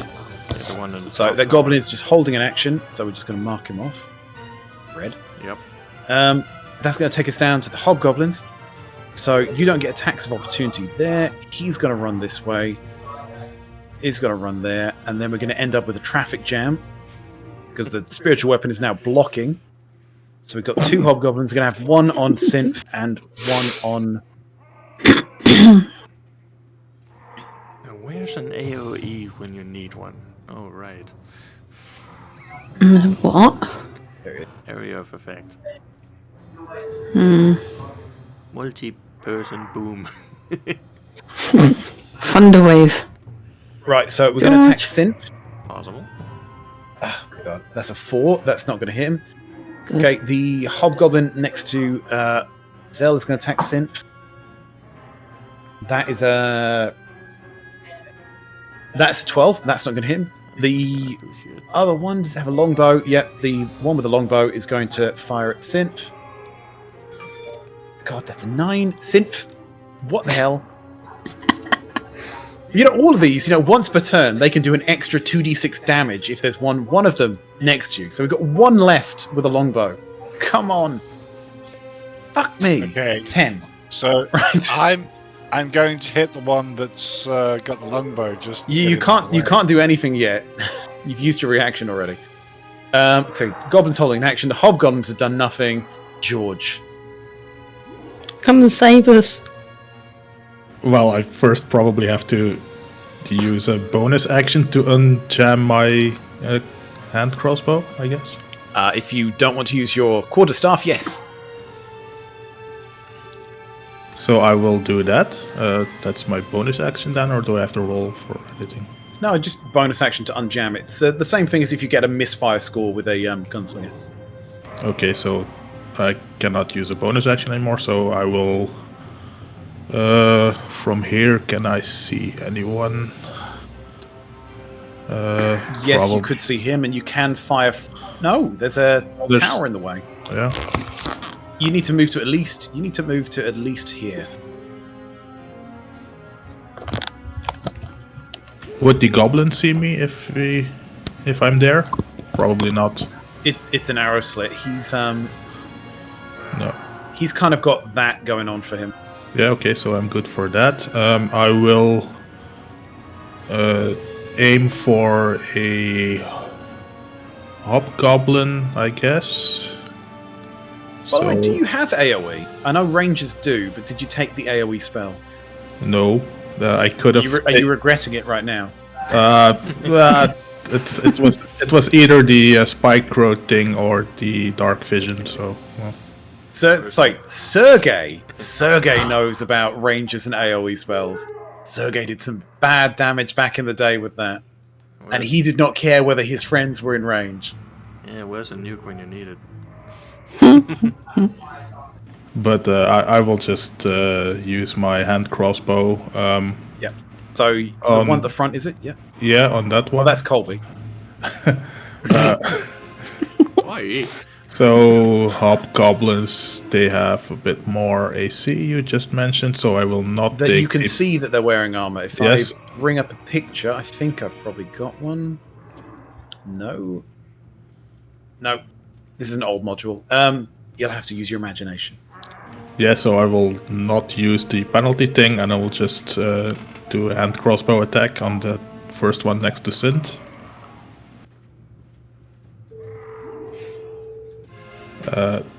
Your crossbow jams again. Fuck. Yeah. So then I will move back to the location I was before, and I will wait my next turn. You still have a second attack.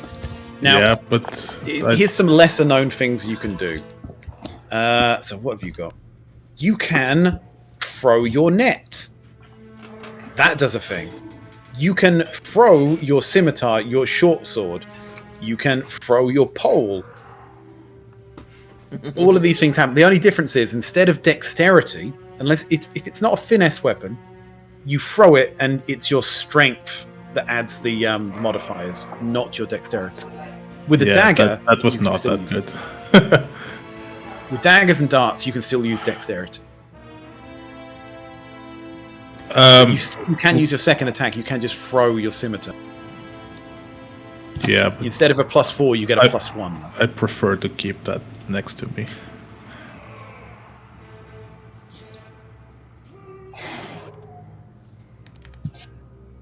Okay, so you don't want to use your second attack. Let me see. Can I use the spell scroll lightning bolt thing? Well, it is the thing, and this comes up so often. 2 attacks is not 2 actions. It's 1 action to attack, and the attack happens twice. So it's not 2 actions. You can't use 1 attack and then an action. And like I say, it comes up constantly. Yeah. So right now you've got an attack, which is a net, scimitar, short sword, unarmed strike. And that attack can be throwing your scimitar, your short sword, or walking up to someone and slashing them.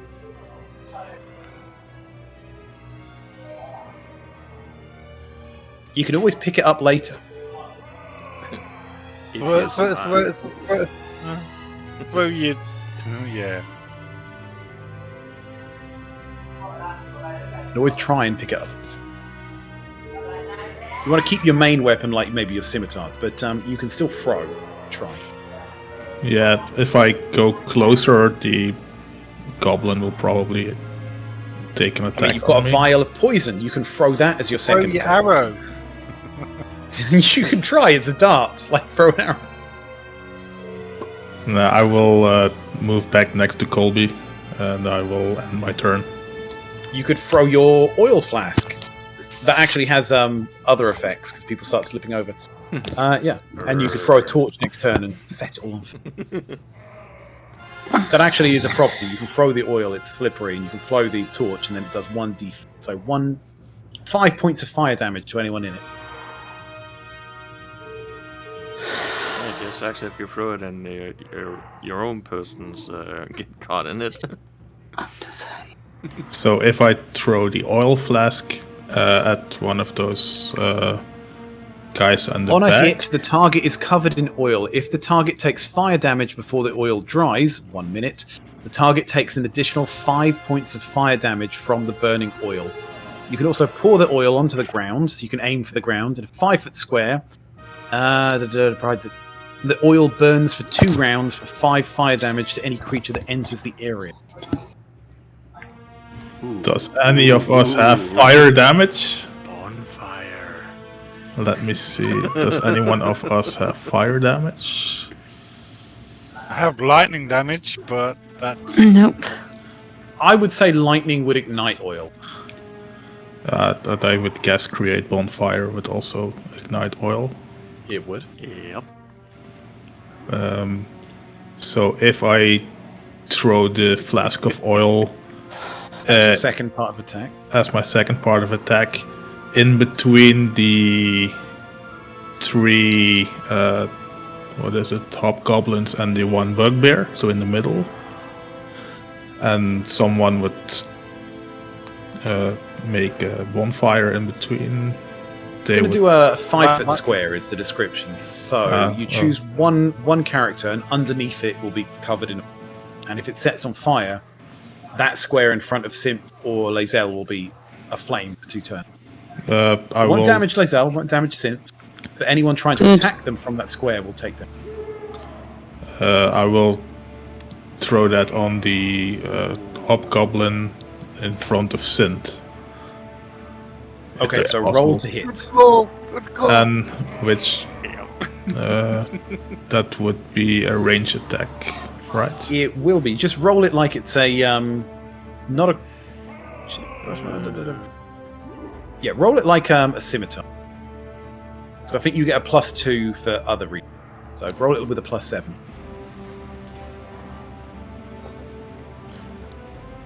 $23. Right, so I'm going to mark this guy. The guy in front of Synth is now covered in oil. yes, good call. Just a flaming So it just- sword. Synth, you're just standing there with your blade just crackling with lightning, and you just hear this sound, and just a jar of oil just smashes on this guy in front of you, who's just absolutely bewildered. By the way, if you try and grapple him, it now will be at disadvantage. Anyway, I'm not it's like a trying to- Grease I'm death not guy. At the end of my Sorry. turn, I move back to where I was standing before. Right, okay, so we've got 2 bugbears here. So one is going to attack Lae'zel. It's the only person who can attack. That's definitely going to hit. Where is the stat block? Okay, so that is. Lae'zel, this is going to hurt. Oh my god. Yeah, that is 17 points of damage on Lae'zel. And that's me down. You're on 31 health. Don't worry, your DM is tracking. So that takes us down to 17 or 31, so that's 14 points of health, I believe. Okay. Um, okay, not down then. Okay, and the other one is going to throw a javelin towards you. And that's a Hopefully miss. misses. Right, Good. okay. And that's the 2 bugbears there. So that takes us down to Synth. What are you doing, Synth? I need healing. Synth. Yes. After Eagle. I need a healer. I need a healing right now. I'm not a healer. That's the problem.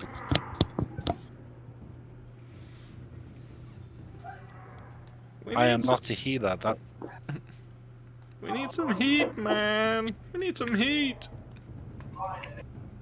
need some heat.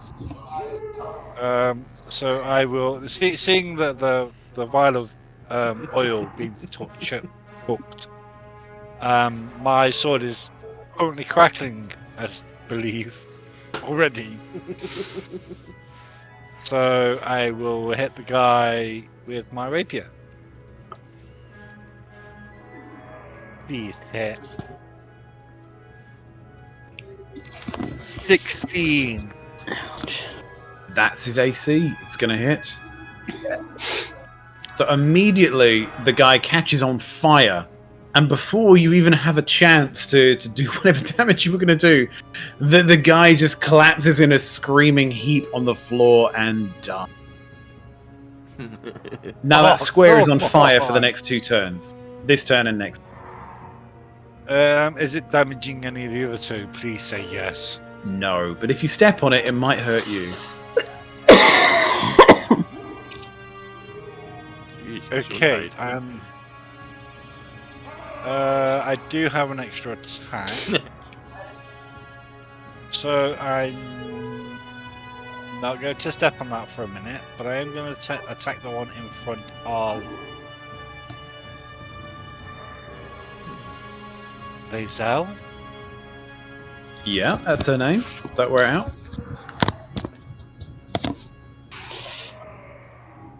That's not going to hit me though. That is definitely not going to. Hopeless. Right, but you did kill someone. You puppet. No, you've already used your puppet. That was your one use. I do have a bonus one, apparently. Do you? Let's have a look. Did you gain an extra use? Yes, it does say apparently I gained one on my last level up. Nah, you've only got one. Sorry, where I had 2.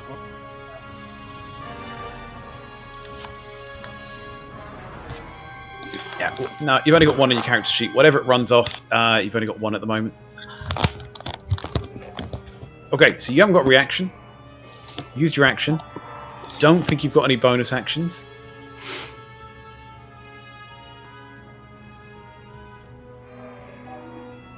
No, I don't think I have. Check. Bonus actions. Nope. Okay, so unless you're going to move, which I'm fairly sure you're not going to do, Lazel. I am not moving.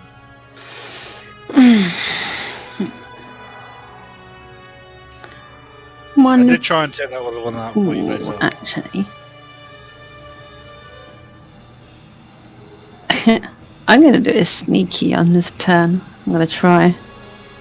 What you going to do? Because I want to use my Misty Step. Yeah, that would punch you straight out of combat. Do you want to attack before you use your bonus action or after? Before. Your crossbow and your great axe do different levels of damage. Well, I want to use my great axe on the one in front of me before I do me. Right, great sword, bonus. Yeah. Yep. Okay, so roll to hit. Ouch. The 13 to hit, which won't. That's not going to hit.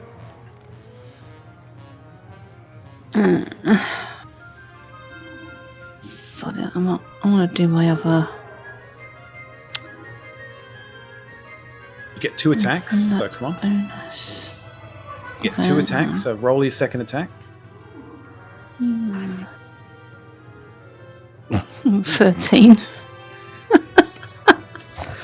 2 13s ain't going to hit. So you can either bonus action your Misty Step, which is what you're saying, and feel free, your health isn't great, or you can action surge and try and have another 2 attacks. Okay, my action surge then. So I can have another 2. Okay, so you're still attacking the one in front of you, or you're attacking the bugbear.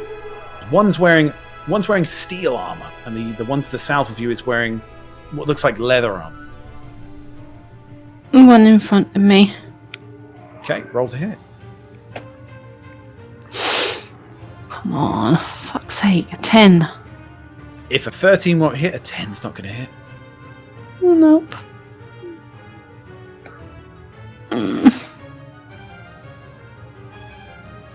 Still get your second attack? God. Come on. I can hit this time. Yes, thank you. 25. Definitely going to hit. Roll me some damage. 9 damage. And with that, the second hobgoblin goes down. Now, you've still got your movement. There's only one thing next to you, but he will try and swipe at you if you try and run. Mm-hmm. Oh, right, the one in the south of you. The eye hole. And there is a goblin waiting behind you. Run in front of him, he might shoot you. Exactly. What decisions? I can't use my bonus action now, can I? You can't. Bugger. Damn. Oh, fuck's sake. I'm risking it, I don't care. I'm just going to move back. Firstly, where are you trying to move to? I'm going to move back 1 square. Okay. So, attack of opportunity. That's a 15. So, that's going to hit. Right there. That's fine. I'll take it. So that's 6 points of damage. Okay. According to you, what's she down at? I am now down at 7. Oh, okay. Just making sure people are on the same page. So, I need healing. I need healing. I need healing now. Right, so where are you going? Are you staying 1 square away? It's very likely if you stay 1 square away, everyone else is going to move 1 square forward. Yeah. But if you keep moving, there's a goblin with a cross. Exactly, there's one with the crossbow at the window. Which is why I want to stay where I am, because he can't get me there. Okay. Is that it? Yep, that's me. Colby, what you doing? We're getting close to 9 o'clock, Colby. What are we doing? I'm moving a little bit up so I can get a better angle. And, well, I think you know the drill by now. I cast Ice Knife. Directly at that Where are you guy. casting it? Yeah, the one. You can probably only the cast one it you're on there. right now. What level?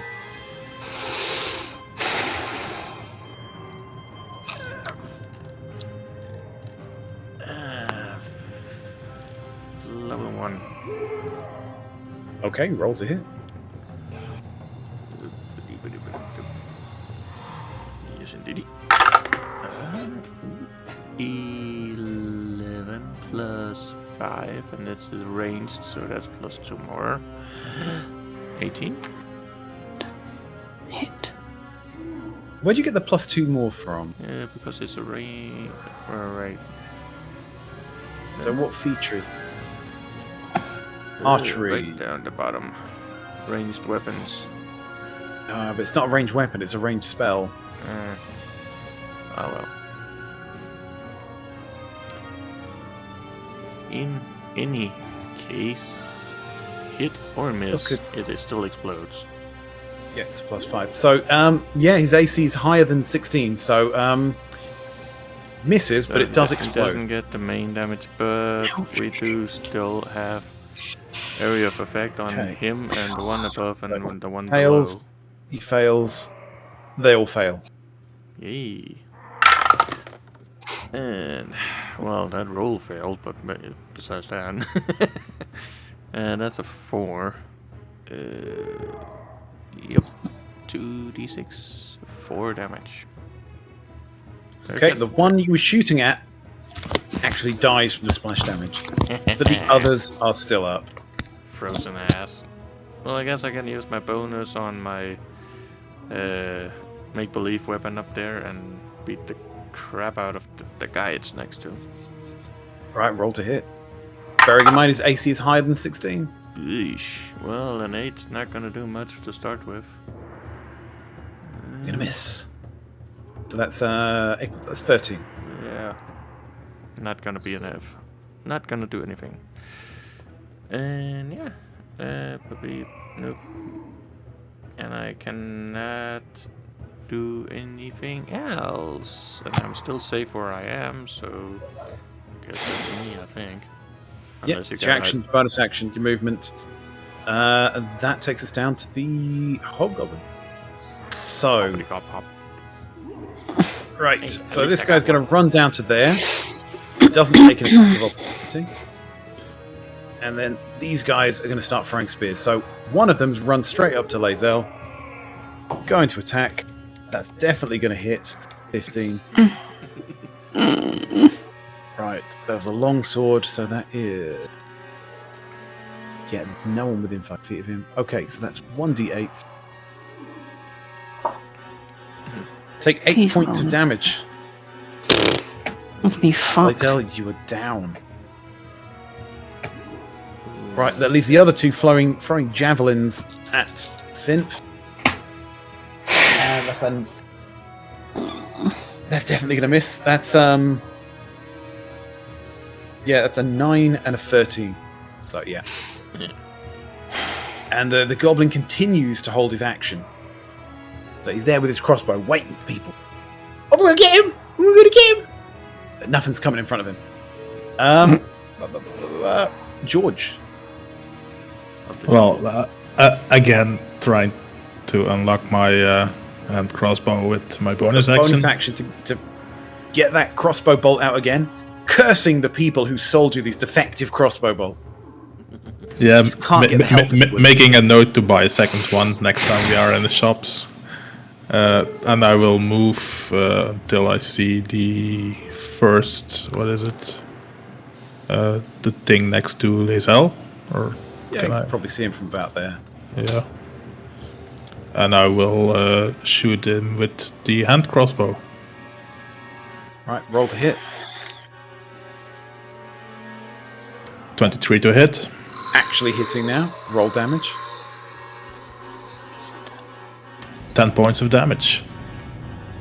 Right, and with that, he's not got much HP. He's got a lot of armor, but no HP. He goes down.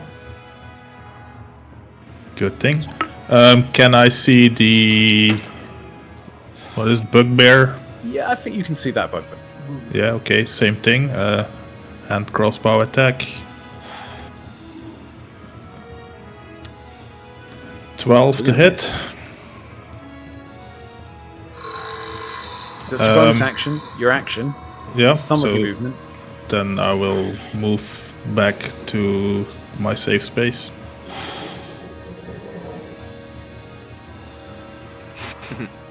And that's the end of my turn. Right. Now we've got bugbears. So one is going to charge out here, and the other one's going to charge out here. We're now... Right. Sheet. Right, so now both of them are using Morning Stars against Synth. Well, right, and... For her. Yeah. Okay, that's a 15 and a 7. Those are just missing, so not a lot is happening there. And that just takes us straight down to Synth. Does Synth have healing? Please. He doesn't. Ah. I do have one jar. I think I've got one jar of potion, but yeah. I do have. Mm-hmm. Synth, what are you doing?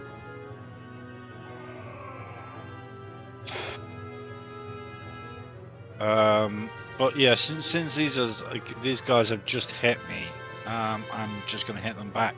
So I'm going to attack the one in front of Lae'zel. That's not hit. Let's hope it's good. 19. I think that will hit. Definitely going to hit. He's but a scratch. 6 plus the...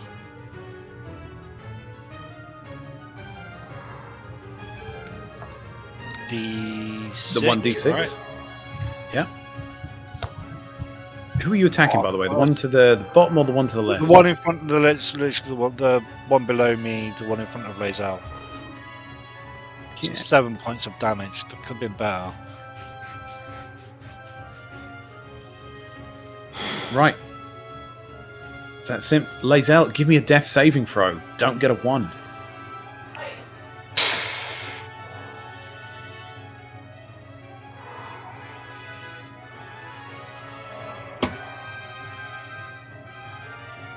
And I 7. get another 4. That's 1 failed death saving throw. Should we just stop there with Lazel down? No. No. We'll do one more round. Colby, what are you doing? I get 2 attacks now. You do actually. Why didn't you use your second one? Because you forgot.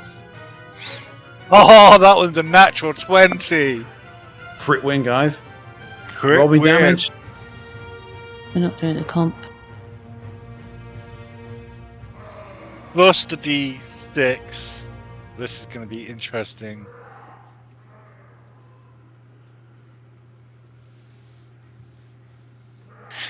And that 18. guy goes down. With that, as you just managed to spear him in the heart and just electrocute him and just... he just stops. As he kind of looks at you in the eye and just falls over dead as a doornail. Colby. Is there room for me below? What's her name? Lazel? Yeah. Or is it an occupied space? There's not really room. Yeah, that's what I kind of figured. Bit crap. Lazel is on the floor, though. You could stand over her. Nothing's stopping you doing that. Oh, she's gonna get a hell of a view. Colby, don't wear pants. Yep. What? I've So just get seen that his image picture. straight He out of doesn't my wear- head. I mean, you could. Well, I know you're a manticore, but you could like crawl under there so you don't get the hole. Maybe, I don't know. I'd love to see a horse crawl. Lay down. So, I've seen Ouch. horse lay down, so you know. The thing is. Yeah, but if he just goes next to me, the person in the thing- hole's still not going to get him. And the thing is, if I do what I think I could do, then I have 2 persons or 2 monster thingies that at least will get an attack in on me. But I can save her life. Well, come on. Got to make a decision. I am going to. The right and the wrong. Yeah, probably wrong, but I'm going to move on top of her if I can move my goddamn icon. There it is. And I will. You take an attack of opportunity from the goblin. Yes, I know. Because he was but- holding that, and that was an 8 to hit, so he misses as you run I can past. fuck off. And I will well, kind of squat down and touch Lacelle and say, "Spare the dying." Did you honestly spare the dying with that? What would you call it? Did you teabag the dying with that? Yep. Fuck's sake. Spare the dying, mushroom stamp. Let's get on with it. Okay, Lazel has been spared the dying. So at least she's not on death's door. So that's your action. That's my action, and I still have my floaty thingy, and I'm gonna command that over right there. Yes, mind reader, you. And of course, beat the living snot out of that bugbear. So roll to hit. What the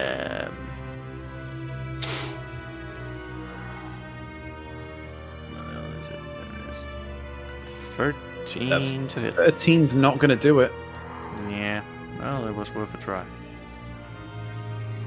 Right, so So what does spare the dying do to me? Sorry, before you carry It on. stops your death rolls, so you're unconscious, as I believe.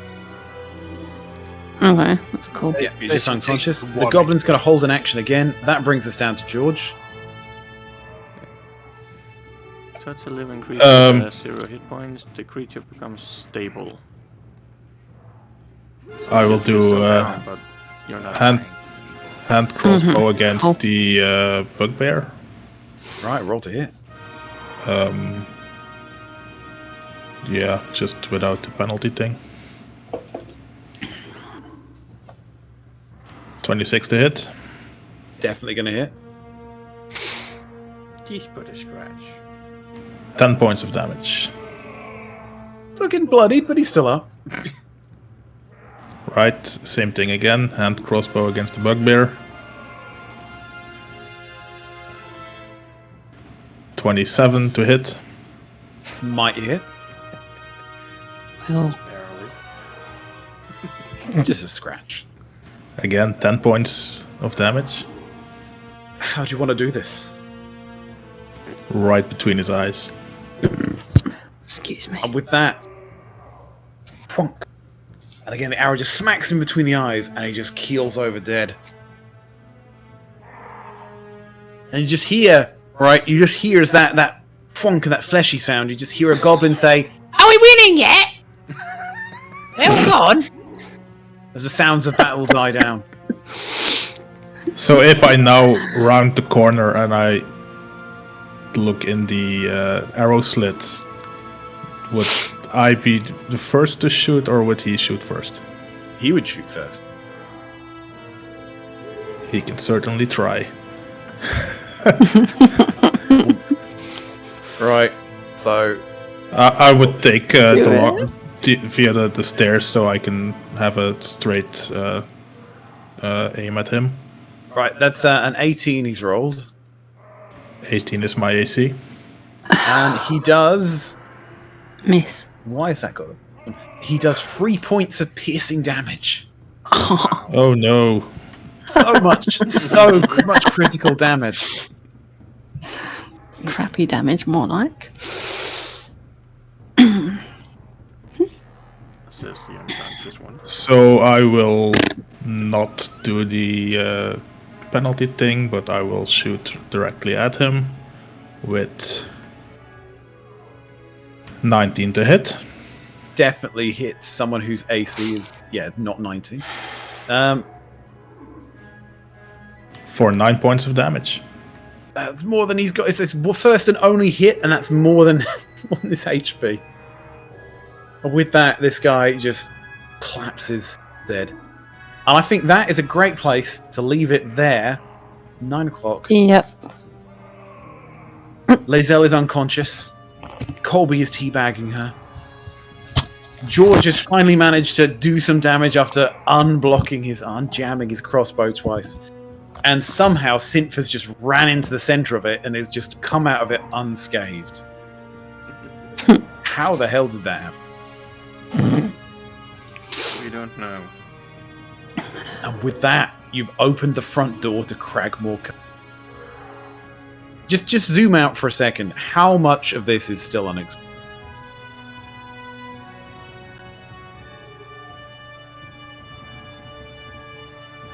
A decent fair amount.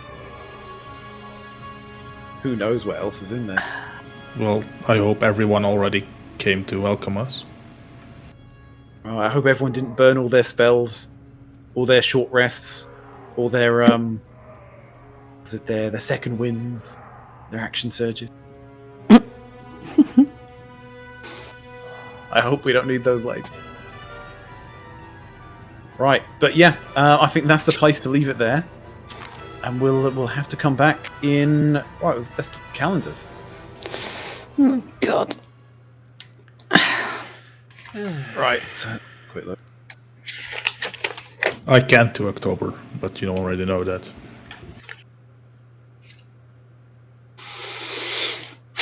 So, obviously we won't be doing this next week. The week after that is JJ's session.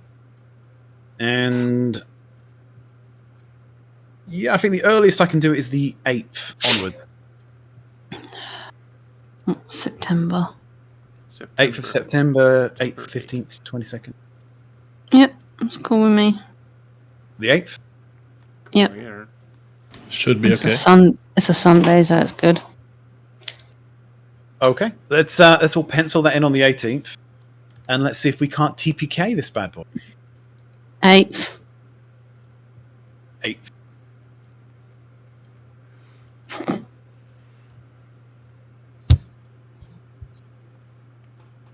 Right, there we go. Amazing. And Lizelle didn't even fall in a vat of yeast, you know. Small mercies. No, I just got clobbered instead. What makes it more better than that? Oh, we can do this. Fudge. You got clobbered.